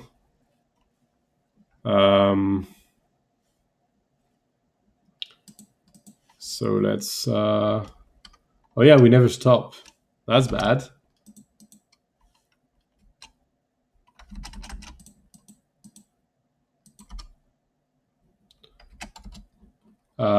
Right, forgot one of these.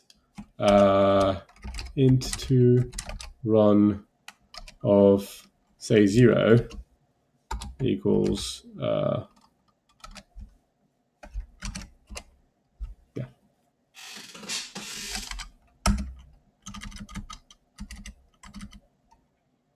Now, still doesn't work.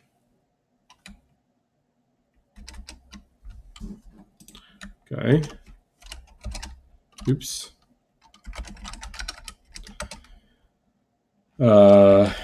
Int2 ron 0. That works. 1. That's not correct. 2. This is hilarious. Oh yeah, that's because they were correct before. Okay.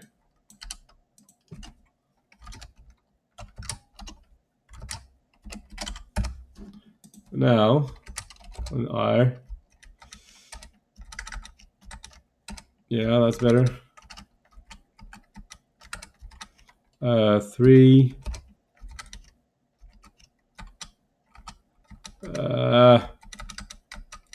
What am I doing? 4. That looks correct. 5. Okay. Can I start over? No, I think my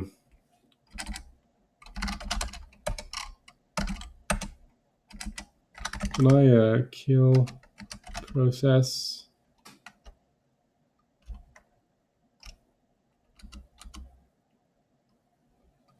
I don't know. There's somewhere something that is doing computation, but I don't know which one it is.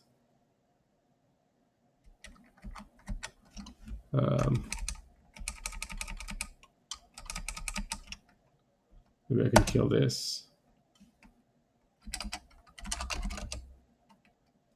Okay.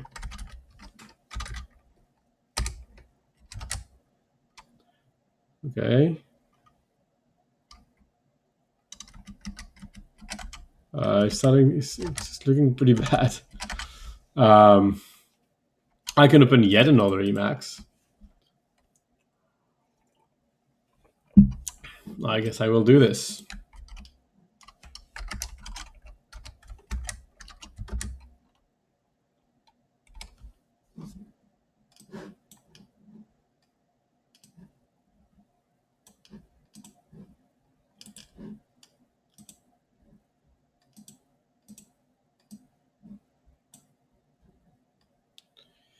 Okay. Light theme. Oops. Source lib. It has a very imaginative name. Now I can turn on Dante.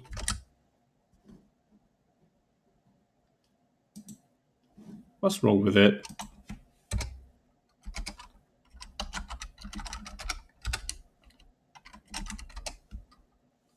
Oops.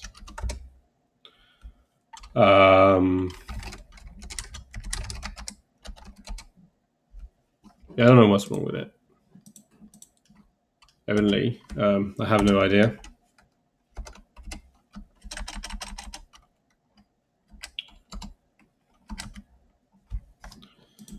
I don't know what I'm doing. Okay, whatever. So we know how to turn an integer to runs. So now we're going to do our run length encoding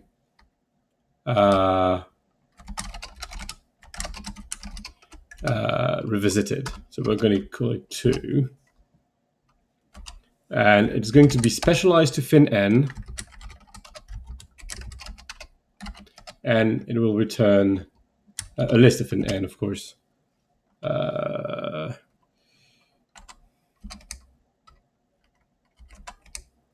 Okay.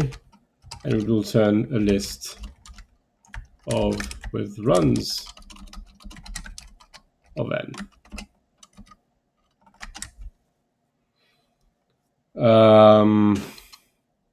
So the idea is that it knows that only 0 can be a run. That's really important to equal. So we're going to use run length encoding. we're going to follow it by ISO pack unpack.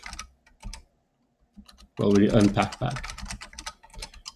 Where unpack will basically be calling int to run everywhere. If rather than 0, and just remove the rest. And oops, equals underscore, oops. And pack will be calling the reverse. We should probably do that. Let me encode this. Okay. So int run to int.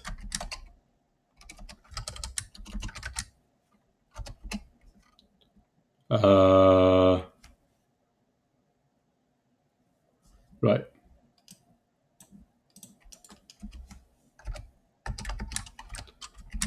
Int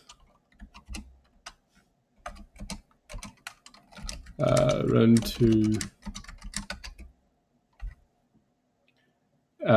to int of 1. It's a list of these. Sorry.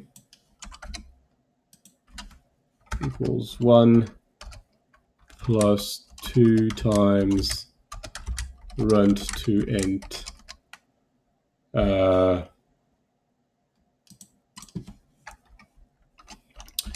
wow, sorry, and ours.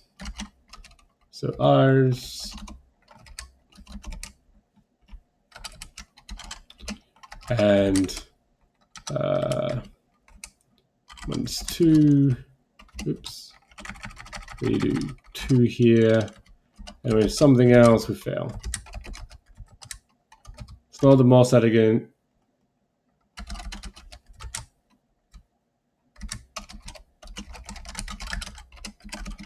But we're going to make it work. Oops. I'm doing that mispress a lot. Okay. So now, what we're saying is we have a bunch of finend together with their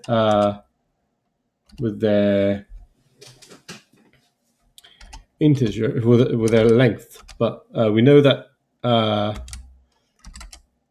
So if so, we're going to take one of these.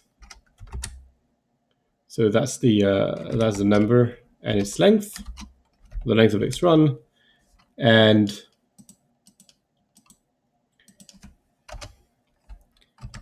if I is 0, then so it's not map that we really want to do. We want to do concat map.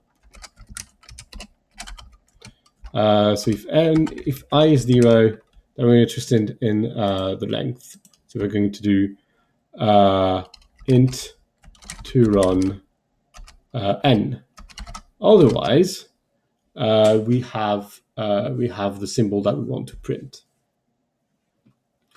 and the symbol that I want to print is I, and so I just do with an I, so I of I.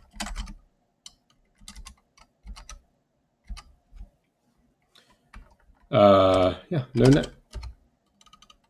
Okay, fair. In the other direction, we're going to start with the coded R's, and we're going to group by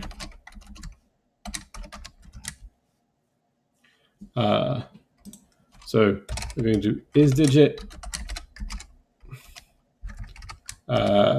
with runs n to bool, and isDigit I, well, 1 is true, isDigit 2 is true, and isDigit of something else is false.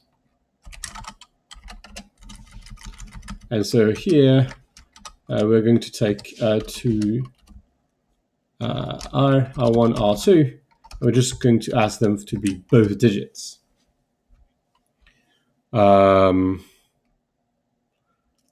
So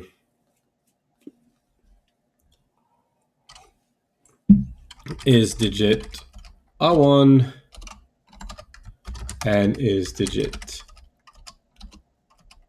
R2 of R's. So now the only thing we have to do now is to call pack1, which I haven't defined yet, but it's too big to define a single thing. So now we have a bunch of lists. They're all of size at least 1. So pack of I. So we either have a singleton list with an I, pack1, sorry. So we're going to do something with this. I guess map. Okay. So map of pack of I. So that just gives me an I. And if I have pack1 of something else of ours, then I just do runt. Sorry, it's in1. And here I just do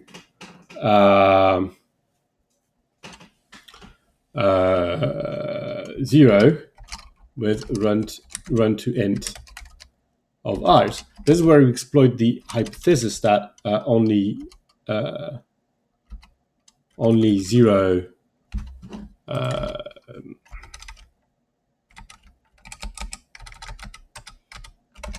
only 0 can have a length of more than 1. So now we can redo algo 3 a third time, I guess.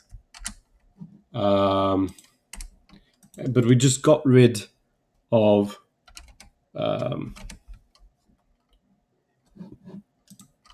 algo 3 second.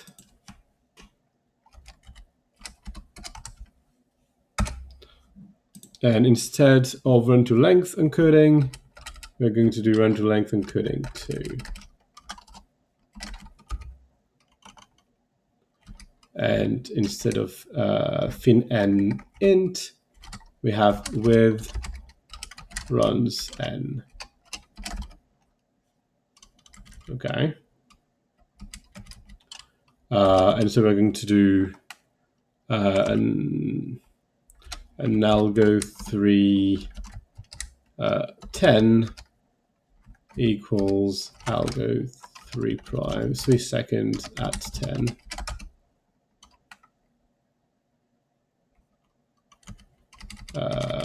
Okay.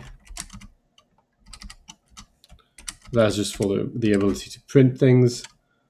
So we can remove this, and this will be 10. This will be 11 actually.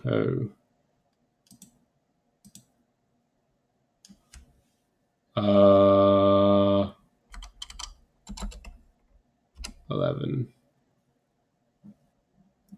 And this will be this one, okay, like this. We can remove all of these. Yeah, and it's not algo 3, it's algo 3 underscore 10.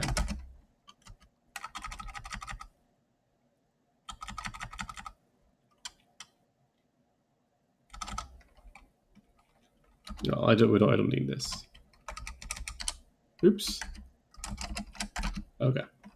Fantastic. And now we can test this on Mississippi's round trip. I'll go 310 on Mississippi's.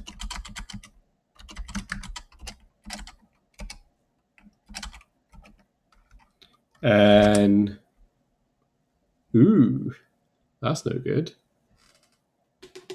I can't do this. Interesting. So the decoding went wrong.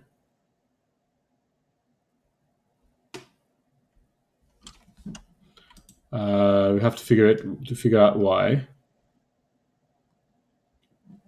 So which one couldn't do this?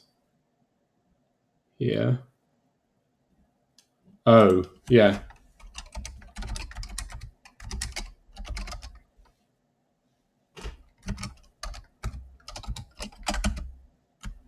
Okay. Let's try again. Much better. Except that the output is not the input. Oops. Where did that go wrong? Where did we go wrong? That was correct. Okay.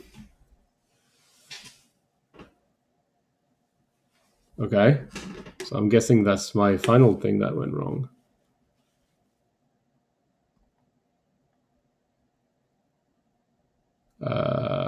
That used move to top, right? Yeah, it did.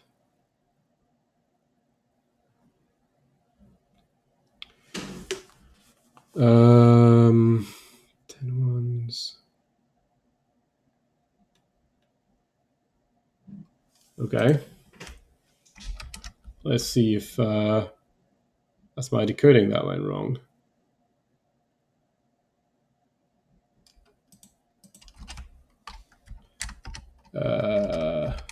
Oops. The consequences of live coding. Okay. So from display debug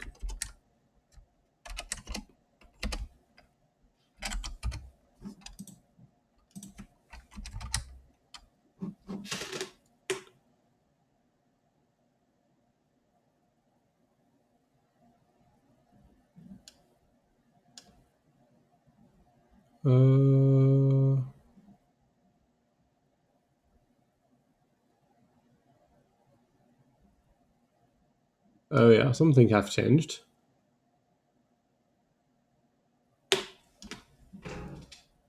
That's a bug. There's a bug in move to top, I think. There shouldn't be two ones in a row. But that didn't occur before, did it? Oh, yes, it did. Aha! Ha ha ha ha ha! A bug, I tell you. A bug! Can there be two ones in a row? Oh, yes, actually, there can be two ones in a row.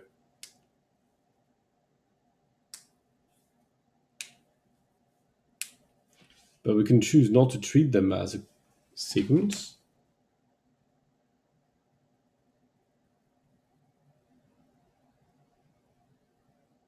Yeah, there couldn't be any number in a row. Now I'm confused because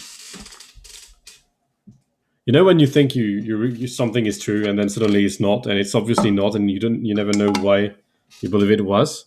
So when I said earlier that only zeros can be a sequence, I was wrong. But only zeros represent a sequence, which is fair enough. So what is the consequence of this? The consequence is that that I'm wrong. So let's look at this.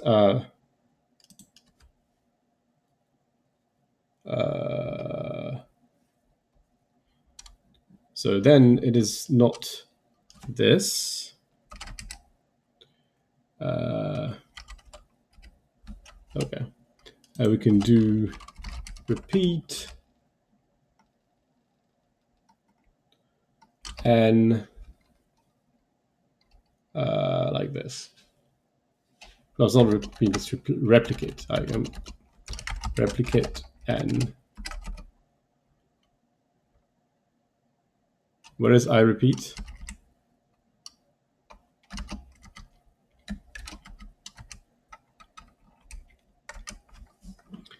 Okay. What?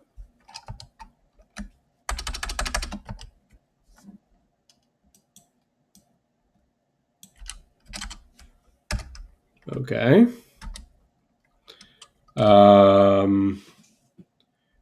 Now, that will work. That will work. Okay. What happens if I do round trip now?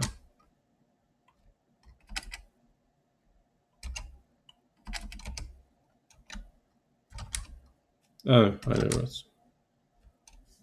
what. That looks much better. That's the actual round trip. And now we have our compressed form that uses 171 bits. It seems less good as before. But it's because we ignore the fact that there are very few numbers. So we're going to be able that are frequent. So we're going to be able to do some some encoding of them in a better form, which is really the last thing that we have to do. So I take a bit of a break here to talk about how we're going to do this. So the most typical way to do this is called Huffman coding. And I'm guessing there's a Wikipedia page. But Wikipedia has had troubles tonight, so we might not be able to see it. Right now it's a white page. We'll see if it gets slightly better in a few seconds. But anyway, what is the idea? We want to say, like, there are a ton of R1 and R2, so let's just use 2 bits for these. But on 2 bits, I can only code 4 characters. However, if I say, let's say if it started with a 0, it's so 0, 1 is R1 and 0, 2 is R2. 0 is 0, 0 is R1 and 0, 0 is R2. Then all the numbers that start with a 1 can be used for something else. And for instance, I can, if there are 10 other characters, I will need 4 bits for these, and I can just assign 5 bits to each of them. So suddenly, so 1 plus 4 bits. That's completely legal to do.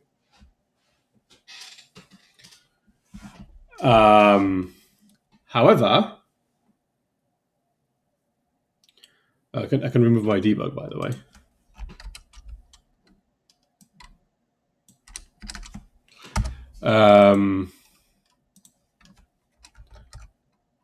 Oops. So Huffman coding does that by just you count everything, you count the frequency, and then you assign a number of bit that is sort of okay, and then you have a sequence of bits. But I'm going to use something that is a bit more entertaining and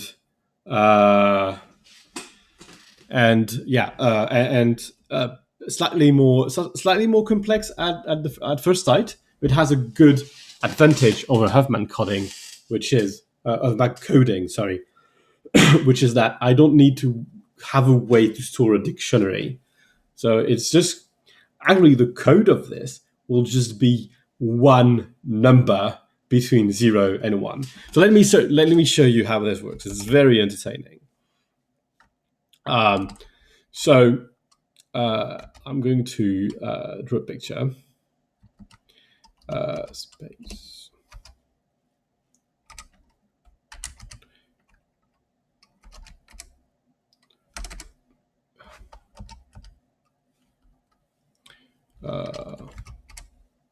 Okay. So let's say this represents the interval from 0 to 1.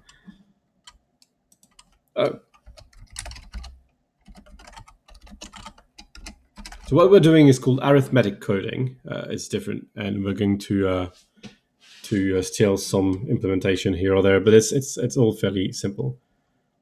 So here, Huffman generates a tree like this, and the tree lets you decide what number of bits to use for each of these. It says, there's I don't know. So in that case, most frequent character is a space, and it's here, so it will have 111 in this particular example because it's not too unbalanced. But other things might have a code that is bigger. But of course, it can't really start with a 1 if it's bigger. Well, it can, I guess. But they have a discriminating sequence to be sure that you can recognize what you're reading. Anyway, you also need to pass a dictionary saying, that this particular sequence is a space and this particular sequence is a 2. But we're not going to do this.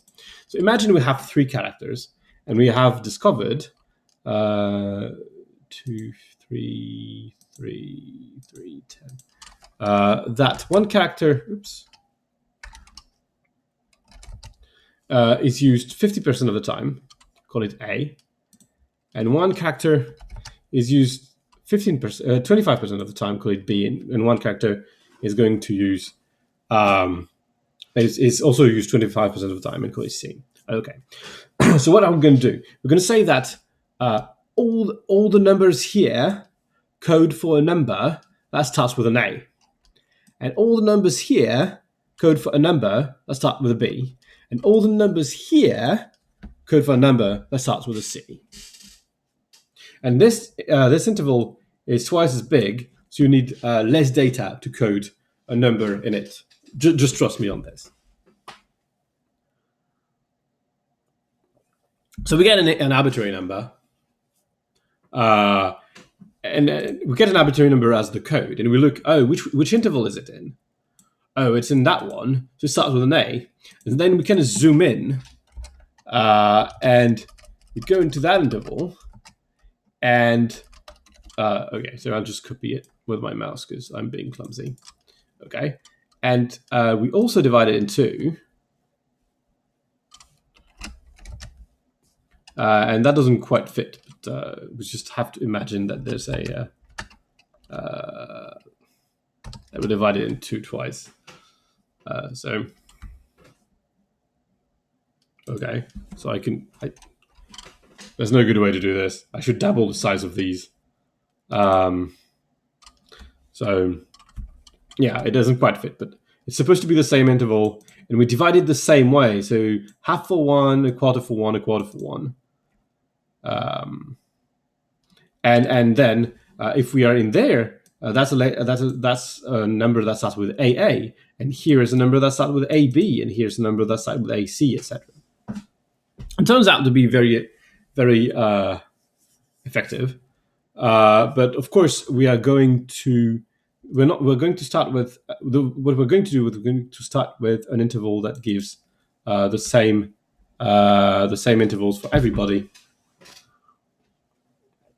And then we're going to evolve them. So maybe we should do that first, see how we can take into account the proportion of things. So we're going to define a model. The model is what gives us all values. So a model is a map.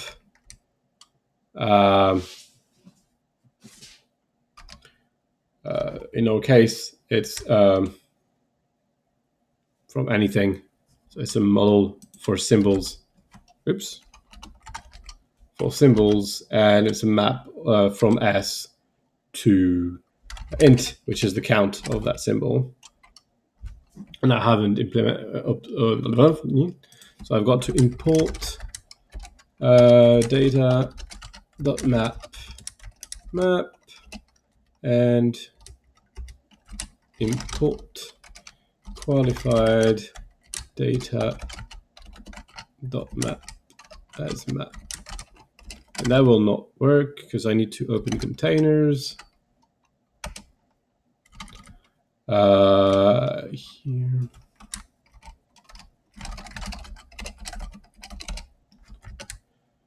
Okay, refer buffer.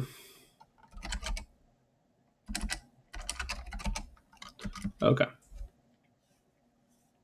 So we're just going to count things. So whenever we're going to do update model, which takes a model of S, a new S, and returns a new model of S. And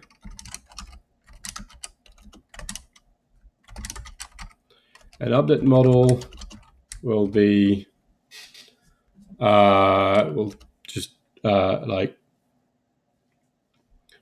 we need S to be odd, of course. Update model. I'll take my model and my symbol and say, so I never remember the good functions. There's a modify function somewhere. Imagine how much more efficient I would be if I remembered the easy functions. Is that insert with?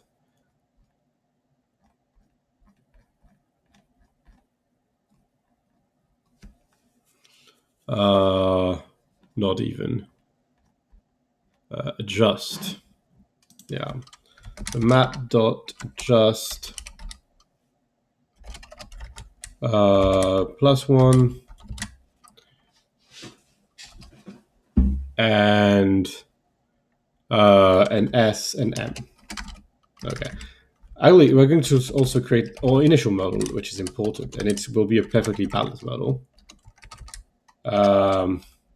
So it's going to need a finite S. That's where the finiteness hypothesis come into play, really. That's the most important part. And returns a model S. A new model.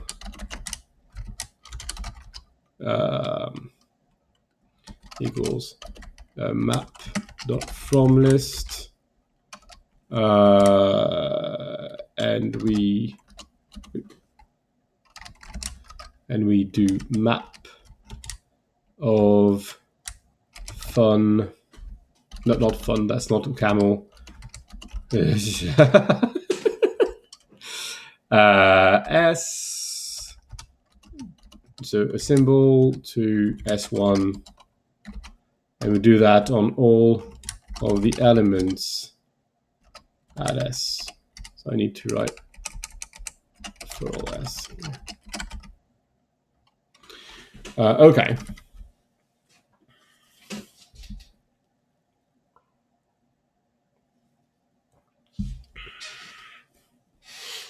Okay, so that's the general idea. We have a model. We always assume that there's at least one use. That's for so that everything makes more sense. And then we are going to transform this into a list of boundaries.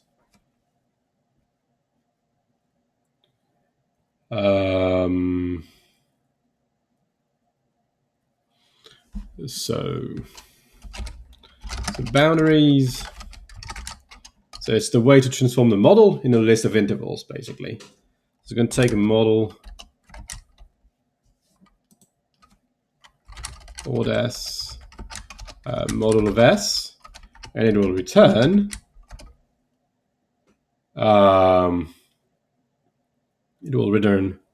a sequence of rational.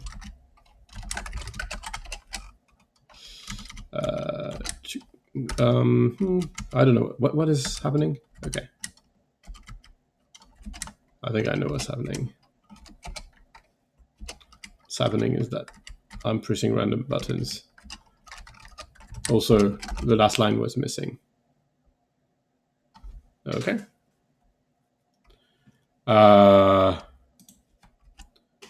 Take an M. So first, we need to know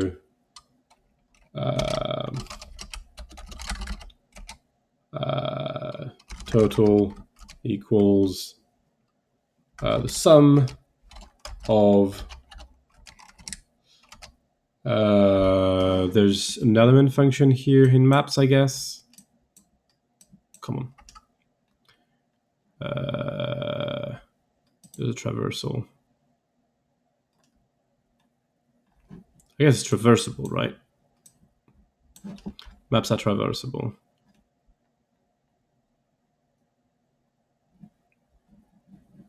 Or foldable at least.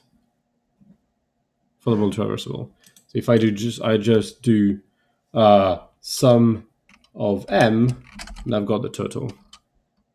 Right. Well, that's easy. Now, what do I want? It's not really a list of rational that I kind of want. It's a list of, I guess, symbol rational.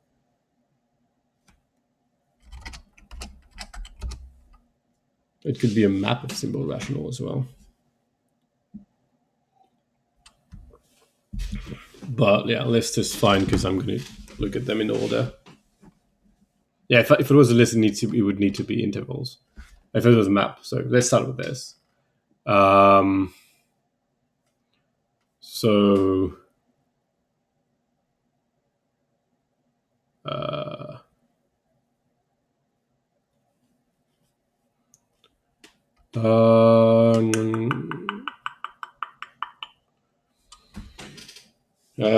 so how do we compute that efficiently? Well, not efficiently, but effectively. So we want to know the current.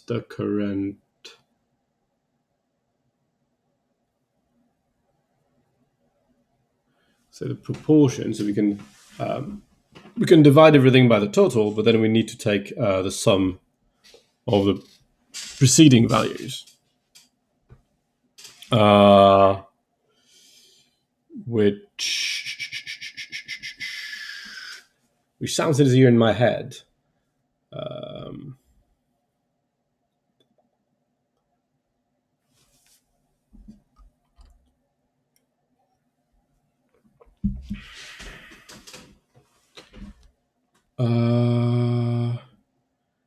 Rational.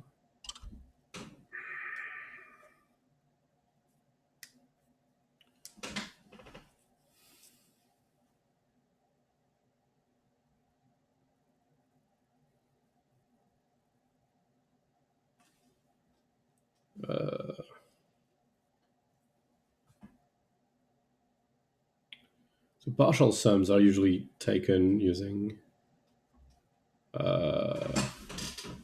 scanl. That should work, but I need to unzip and then rezip, I guess. To list.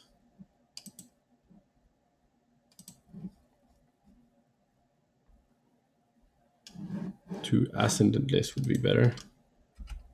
So map to ascendant list m. Sure.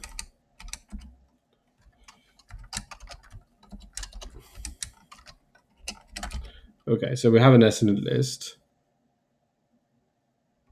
We're going to give it a name. Actually, we're going to unzip it and give it a name. Let sims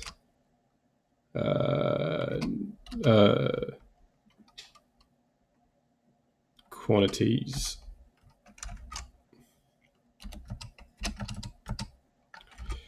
Okay, equals unzip in then we say scanl plus 0. It's probably not the right order on map fun q2 from integral q divided by total.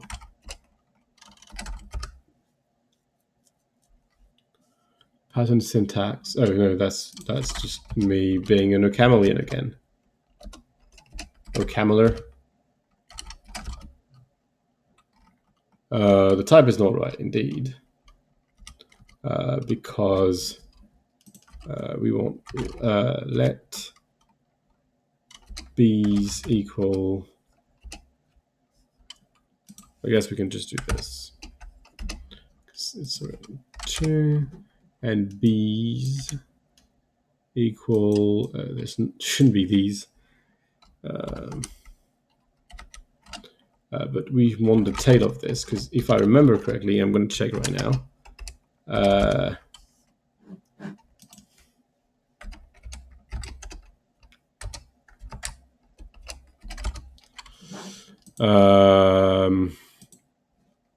Scanl returns a 0 first. In that particular case, I don't really care much about the 0, I think.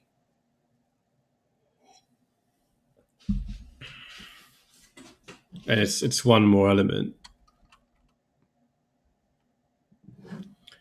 So I just drop the 0. The elements are in the right order too. It's quite amazing. I drop the 0, and then I can zip again. Sims with b's.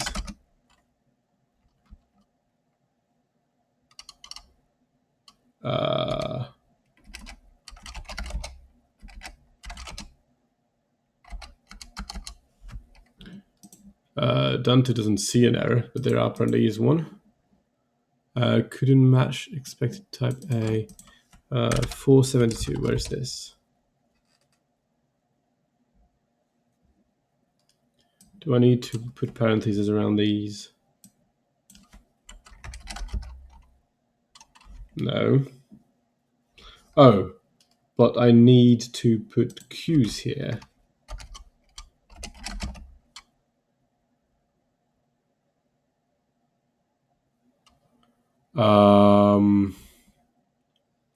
Zip is applied to too few arguments. Yes.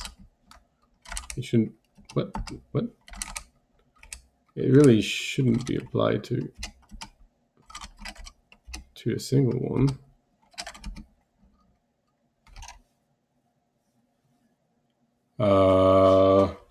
Actual type int. Really?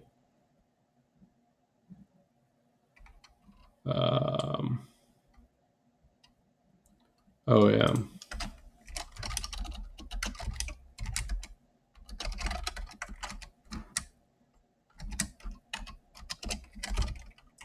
Okay. Now we have rationals. Fantastic. I'm going to steal some code from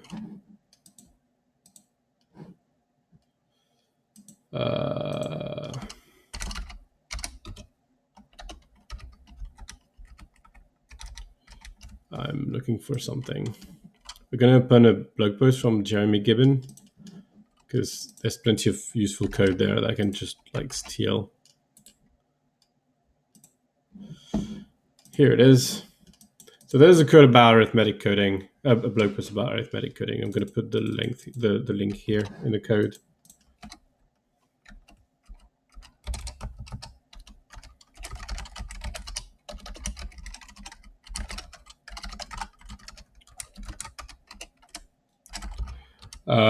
So if you're following that from the recording, you see an advertisement. I'm so sorry about this.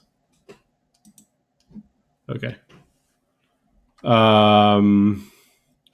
If you see a that's in the recording, you can fetch the link from the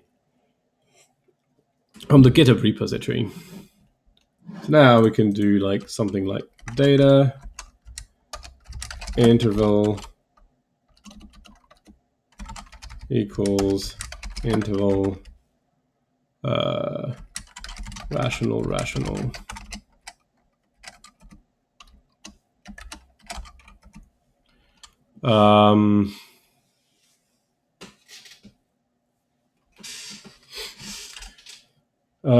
Yeah.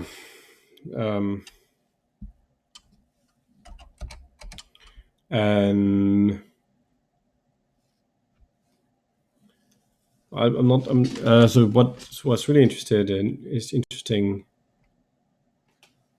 Okay, so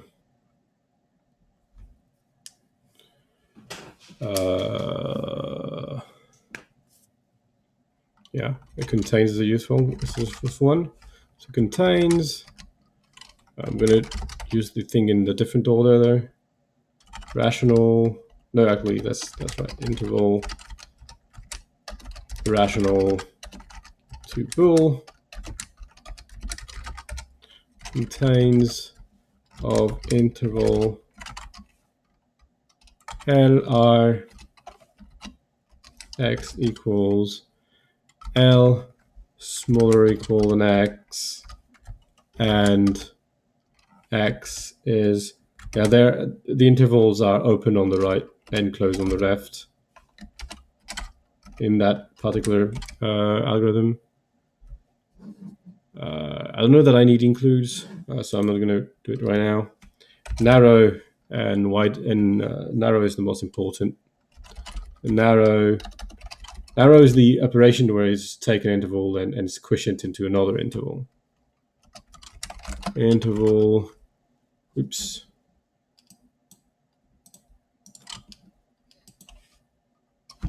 Space, interval to interval to. I can't just copy paste the code because of how it's rendered.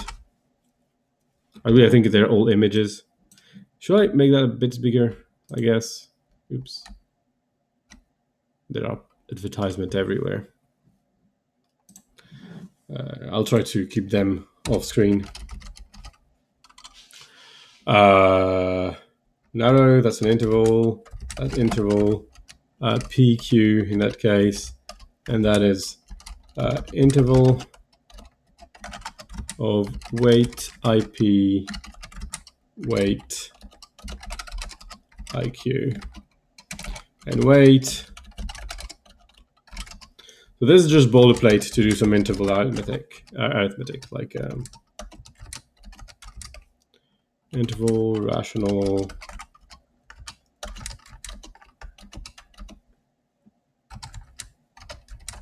rational.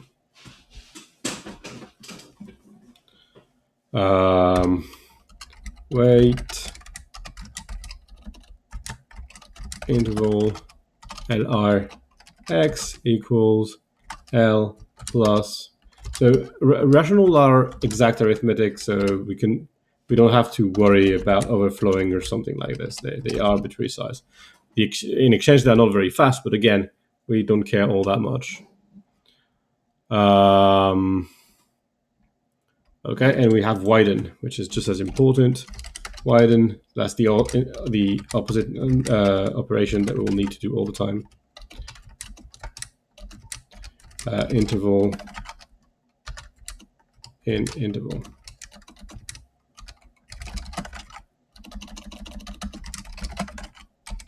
And widen. So that's, oh, sorry. That's I interval PQ equals interval.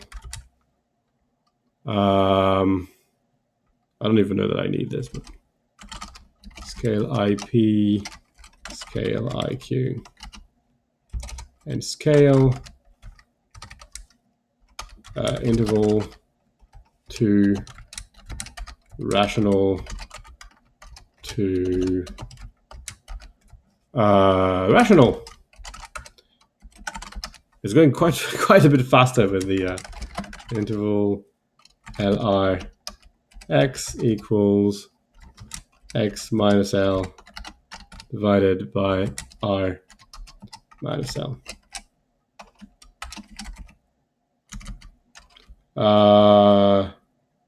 Yeah, that's just me not respecting my conventions.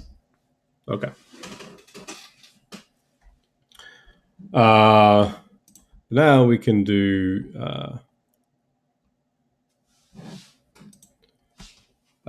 oh yeah. We can define encode sim and decode sim, but let's do them inside our thingy. So what we really want to do is define arithmetic encode to be an ISO from some list of symbol to I did a special type called decimal. I think it's just decimal, and it's ISO encode decode where encode equals. I should have made myself a macro. That's the one. Decode equals here. ISO prime. I think Dante has just given up. Dante's broken. We might try it again later. So we need an encode sim. So let's do for all s. We need encode sim to just do one symbol at a time. It takes a model and an s and returns an interval. And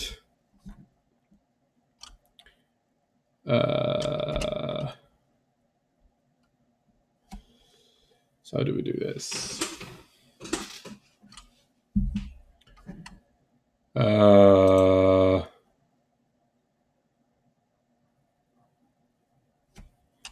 Okay.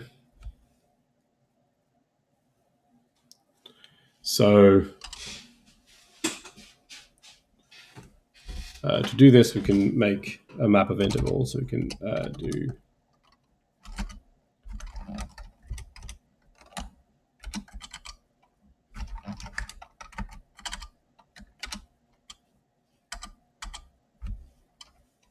oh my god.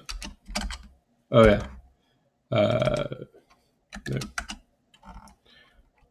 We can do intervals. Take odd s.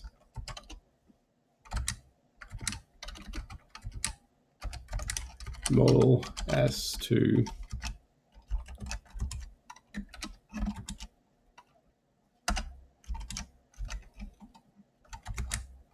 Yeah, my typing is becoming weirder and weirder. No, model. No, it's not model. It's map. No, sorry. Model s to map of s and interval. And intervals equals. So we could do let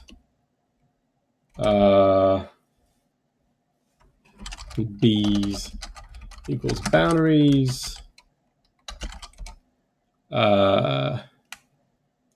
Shifted equals 0 colon map second boundaries in, and we can do zip width. So this we need an s and right followed by a left, and we can do pair s and interval lr, and all this we can do a map dot from list.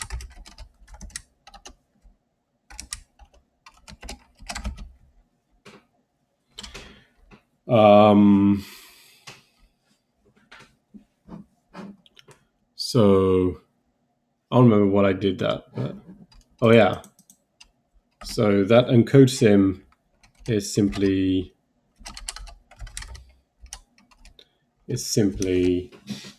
very slow, but it doesn't matter. S equals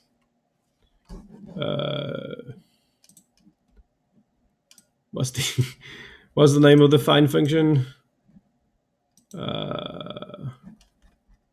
Singleton from set from list, insert, adjust, update, alter, lookup.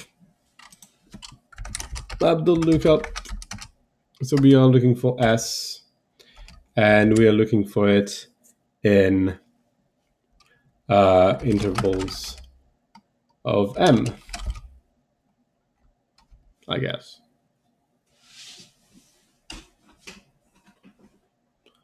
Couldn't match expected type 80, 81 with model has 0. Where?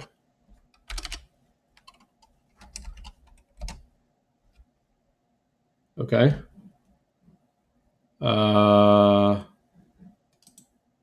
Yeah. That's because it's supposed to be B's here, and here is boundaries of M.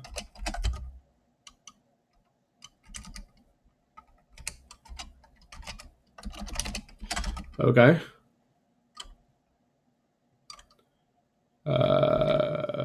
S interval with A2 rational.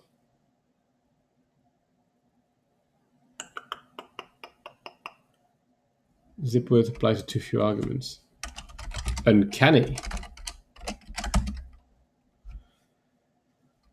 Couldn't match expected type. That was. Oh yeah.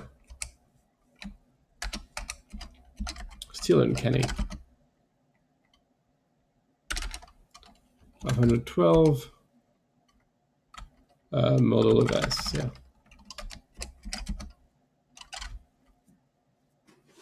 Okay.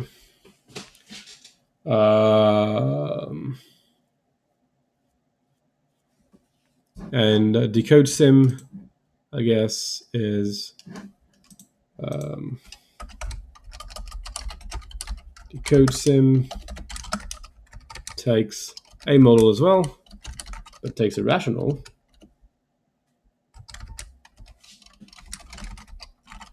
And returns a symbol.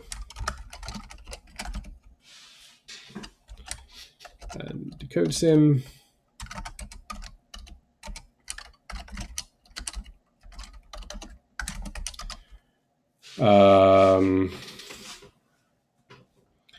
takes an M and a rational X. And to do this, we're going to use interval boundaries this time.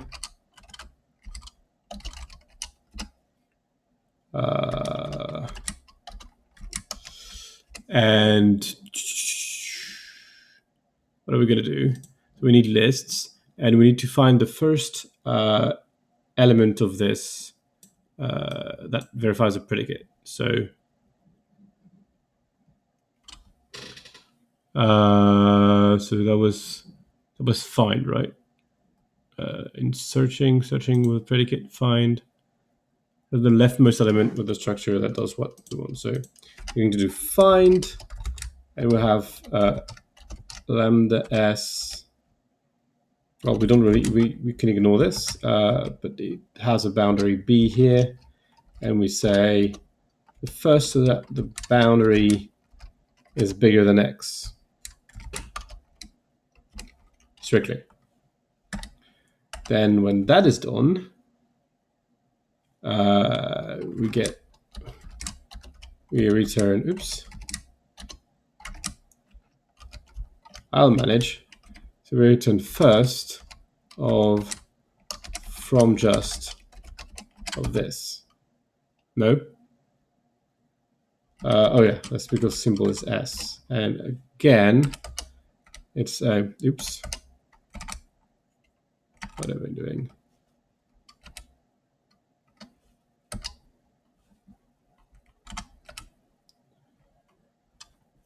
I don't know why I don't manage to press the. Well, anyway, let's jump there.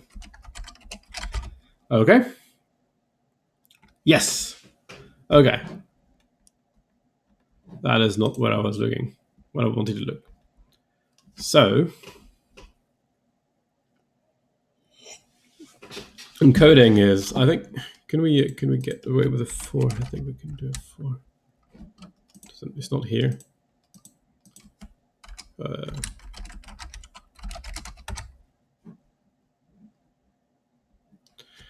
Right. It doesn't matter much. So what do we want to do? What we want to do is repeatedly apply encode sim and use the new interval, and so our state is a model as an interval. Initially, it's the new model and the interval 0, 1. And which we're going to give a name to, by the way. So unit interval, unit interval equals interval of 0 and 1. And how very Spanish of me. And so we're going to do that for every element of the stream, and at the end we get a model and a rational, and we do an interval, and we do something with the interval. So encode loop.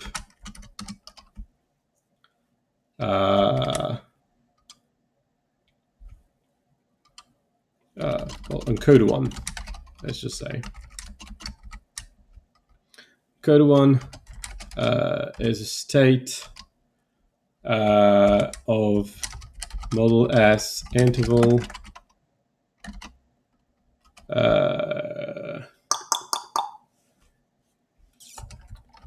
return. The return time of this is unit, I guess. Yeah, because I couldn't completely ignore this. So it takes an S, sorry. So encode 1 equals of S equals so let EI equals encode. Sorry, we need a do. We need M and I0, which is the ambient interval, with get. Then we encode the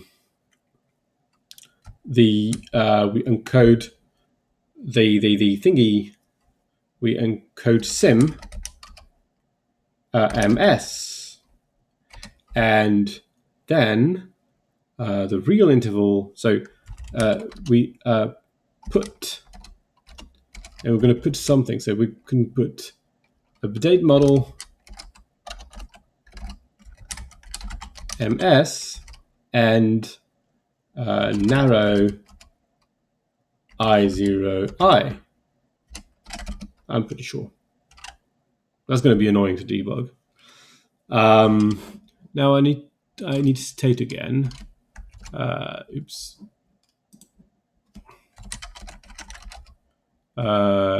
Control monad state. Yeah, that one.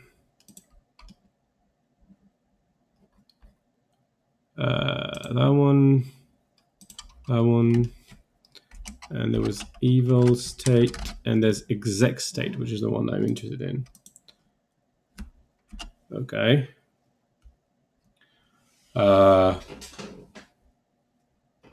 So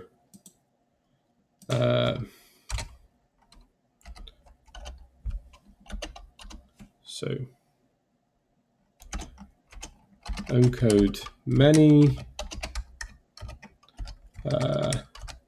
takes a list of states, a list of token, and returns an interval, I guess. Especially, it doesn't return the model. I don't need to return the model. That's the key part. So we're just going to. At first, we're going to be pretty imprecise in our coding, but as the stream progresses, we're going to have fairly small things. So encode many. It starts with of s's. Well, yeah, more of s's equals. So it will be a first of exec of flip exec state. At first we have new model is the name I gave it. New model and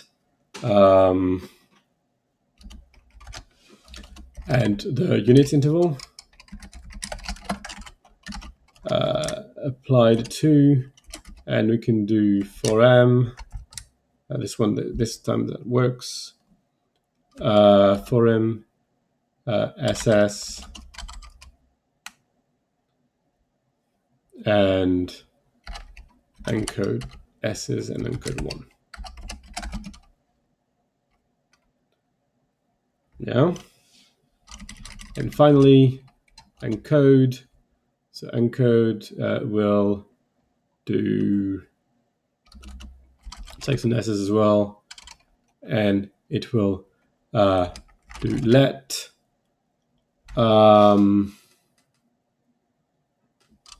so let interval lr equals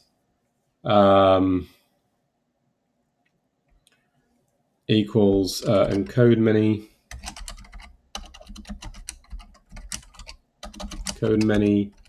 s's in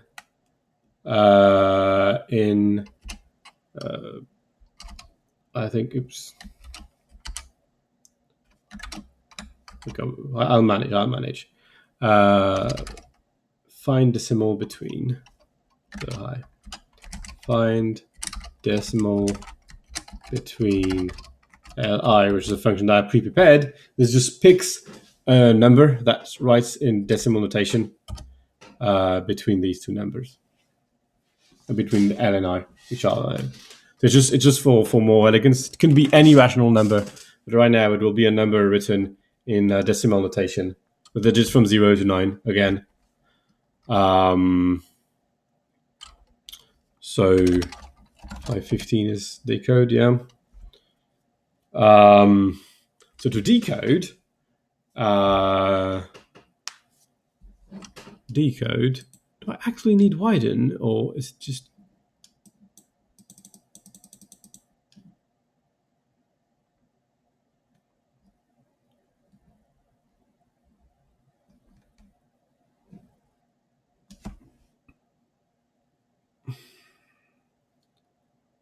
Yeah, I guess I need widen for some reason. I don't know why yet. So anyway, let's try to make decode work. So decode is a bit different, I guess, because we're generating how do we do decode? So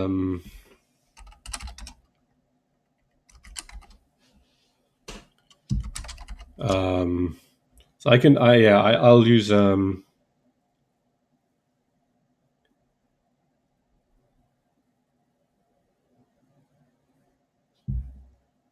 I need an end of stream character again,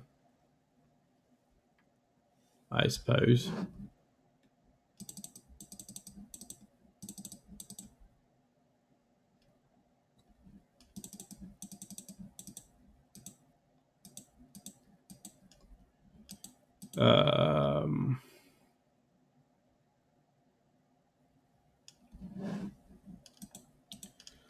Yeah. Well. Okay. So we're okay. Well, we'll changing something in a second. But decode one, we're going to use an unfold thing. So we're going to be much closer to the code here. Take a model of S and a rational and returns maybe symbol. So maybe parenthesis symbol model rational.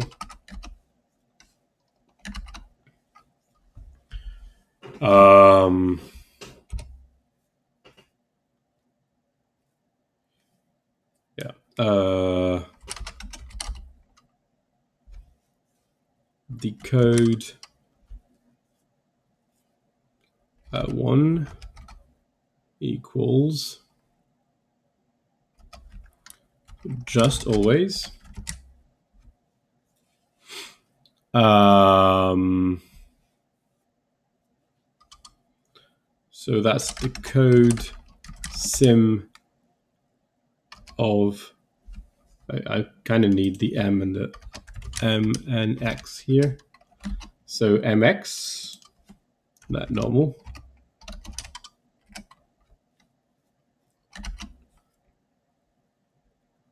So that's the first symbol. So I say, my rational is in. So my rational is in there, for instance. So I'm going to look up in here. So I would have changed something, but then instead of looking in here, we're going to just blow this up until it's size 1. So we're going to multiply the rational as well. That's the conceit of that particular implementation. I get it now. Okay, so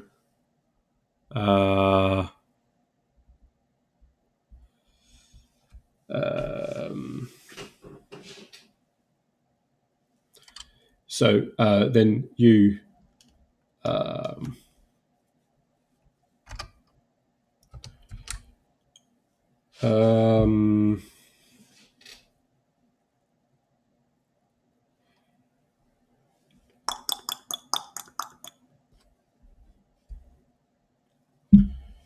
we're going to change a few things in a second. So just this comma, we need to update the model.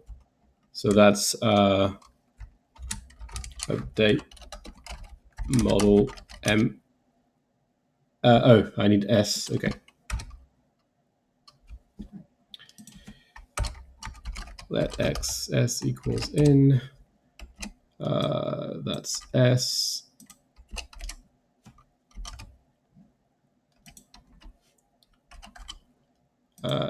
ms, and finally scale code sim ms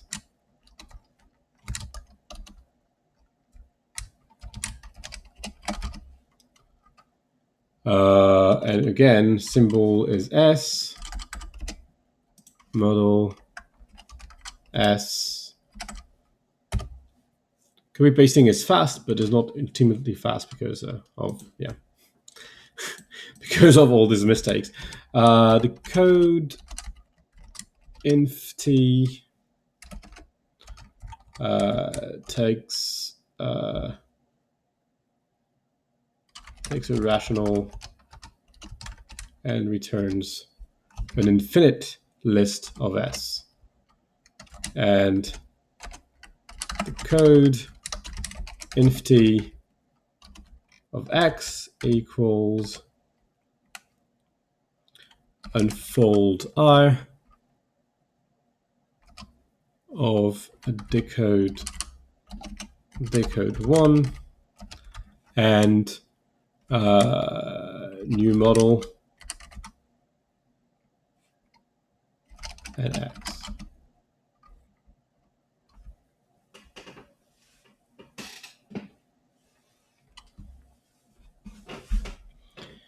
So now we need to change something because I need to add in a type. So really, we're going to do with EOS here.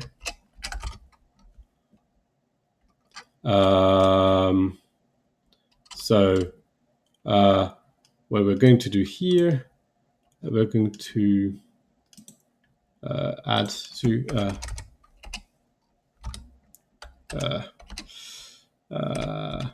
add EOS. I'll probably define that function somewhere. Equals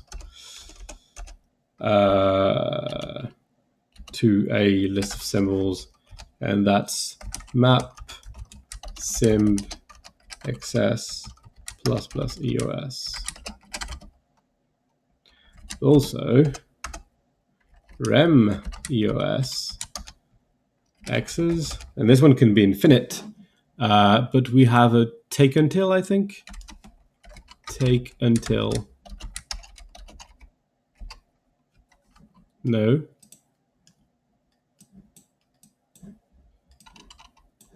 We have variants of take. Maybe, take while, okay.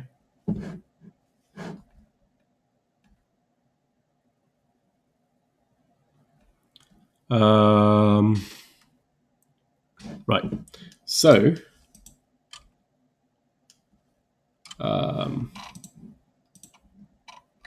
this is not very big, but well, anyway. So we can take while. It's not going to be quite sufficient.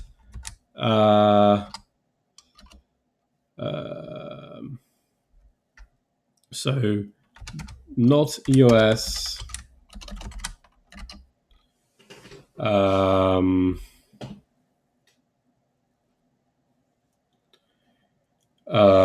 Not EOS on X's. And now we're going to just remove sim in front of it. So we're going to map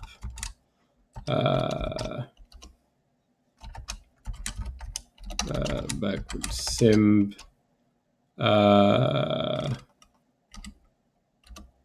S and S. Okay. Here we're going to say that we are going to say that no, we have a decimal x. We are going to do rem EOS. Oh, EOS. I forgot to do add EOS here. Rem EOS applied to decode many of what is it now? What we want to do is 2 rational of x, which doesn't exist. Decode infinity, sorry, infinity.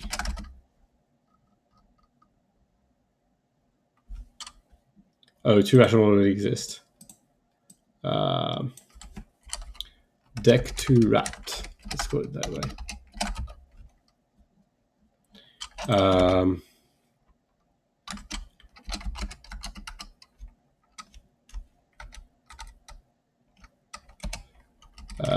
Yeah. Oh, let's do that below.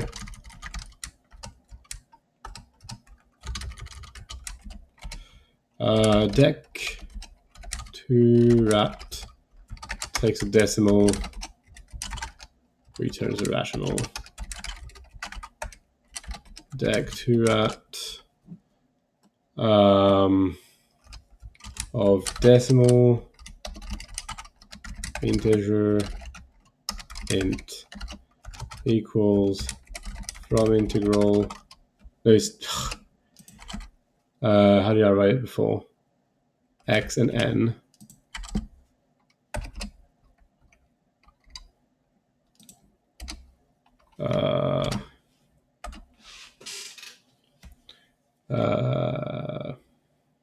x divided by 10 to the power of from integral, oh yeah, well, n.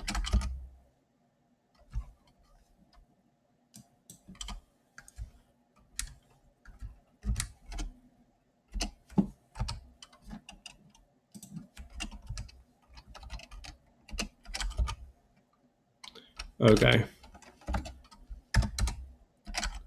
So I'm going to try and revert the buffer.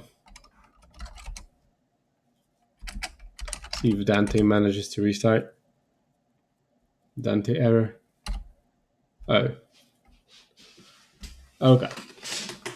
So now,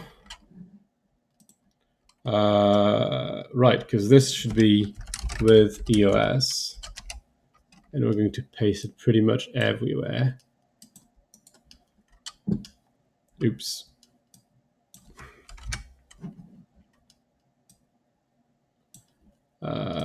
This one, and this one, and this one.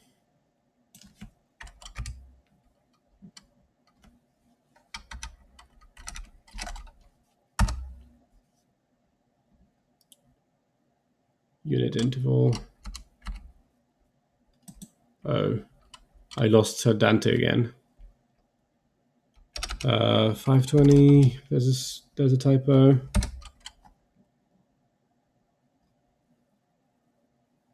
Oh, that's the typo is here really.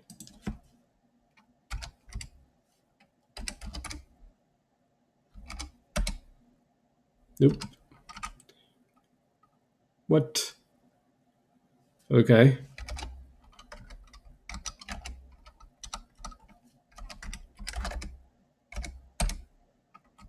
No. Okay, well.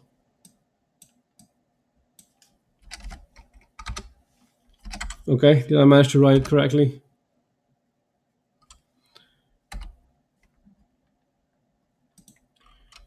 This is a bit much for Dante, apparently.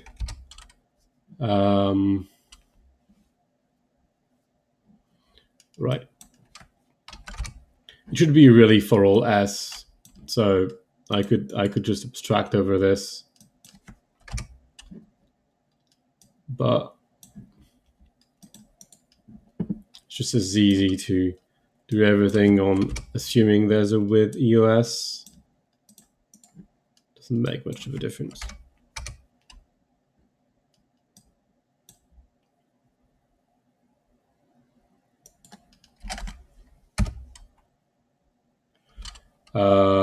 Where is in folder?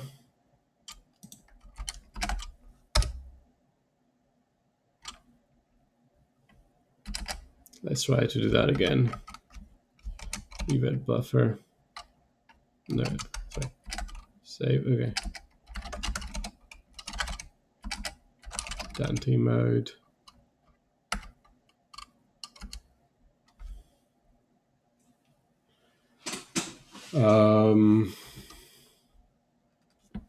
So second, I guess.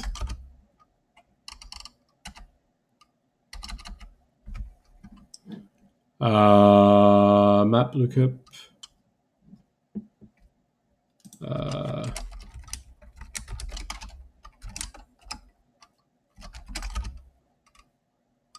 Another one.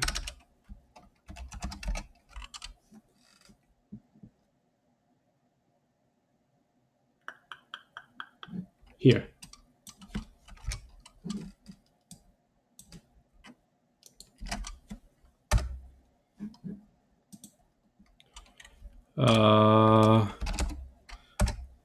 Yeah. What?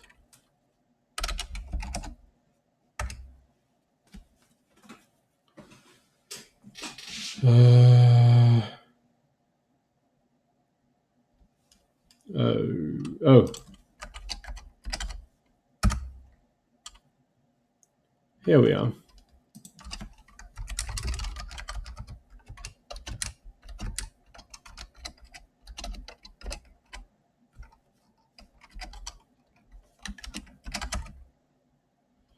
And we're good. So we can now do the last thing, define all latest algorithm. Copy this. Our latest algorithm called that we will call algorithm number 4 does exactly what we've done so far. But at the end of this, we'll do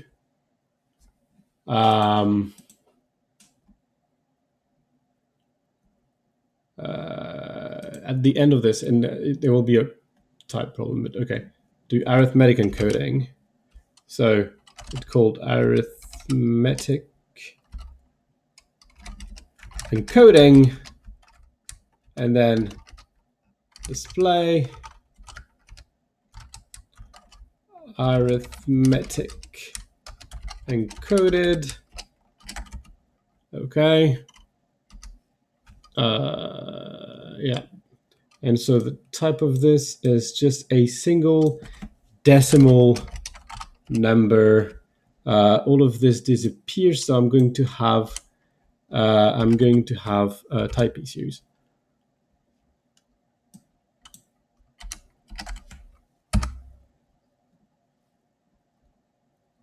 Encode, it's arithmetic encode.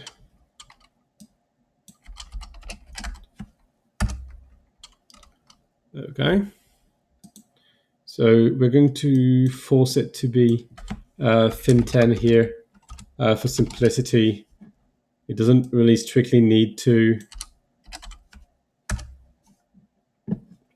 And move to top will be at 11. Sorry, move to top. What's the type of move to top? Yeah, at 11. Okay. And now, if everything went well, we can do a round trip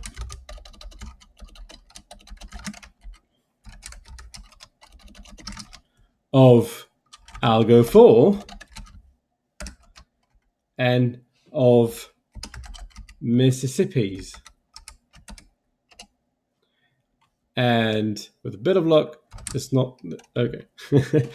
Round trip in what? Round trip is not in scope. Oh yeah, that's just, is that just because everything is broken?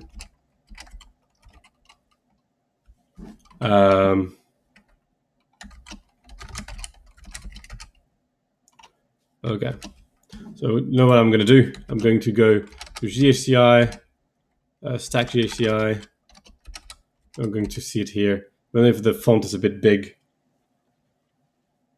I don't think I can. Yeah, I can't really change it. Oh yeah, I can actually. Fantastic.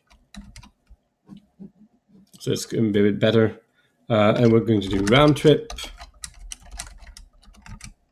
of algo 4 of Mississippi's.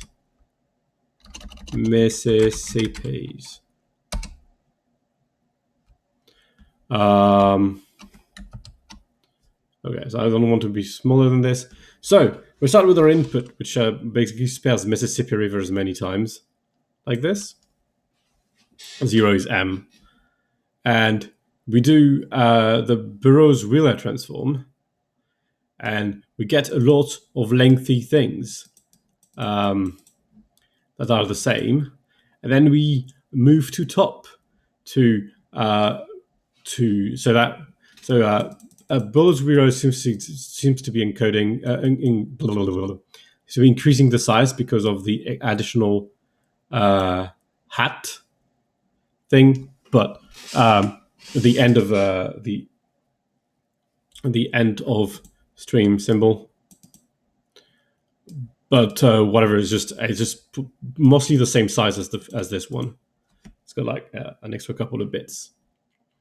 Then we move to top so that there's zeros everywhere, and everywhere that starts a 0, it's almost always a 1 and then a 2. And non-1 and 2s are very, very rare because of how BWT, Burrows-Wheeler's transform, has sort of makes things similar close by exploiting patterns. Then, shouldn't be compressed here. It should here it should say, we've just done the run length encoding. So we've replaced every sequence of 0 by a coding in terms of R1 and R2 of the length of the number. And again, R1 and R2 are 1 and 2, digits 1 and 2 in binary, which is which has a canonical representation for each number different than 0. It's quite exciting. So we see a 1 and a 1 here, so that could have been made shorter, but it is rare enough so that we don't have to care that much. Then this is encoded as, well, it's pretty disappointing. So it's encoding as this one number. It's pretty big, and it requires 157 bits to decode. 12212213145. That looks correct. The decoding looks correct.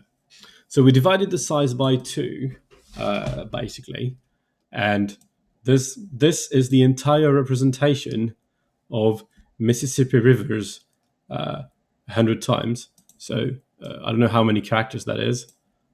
We can. Does that work? No.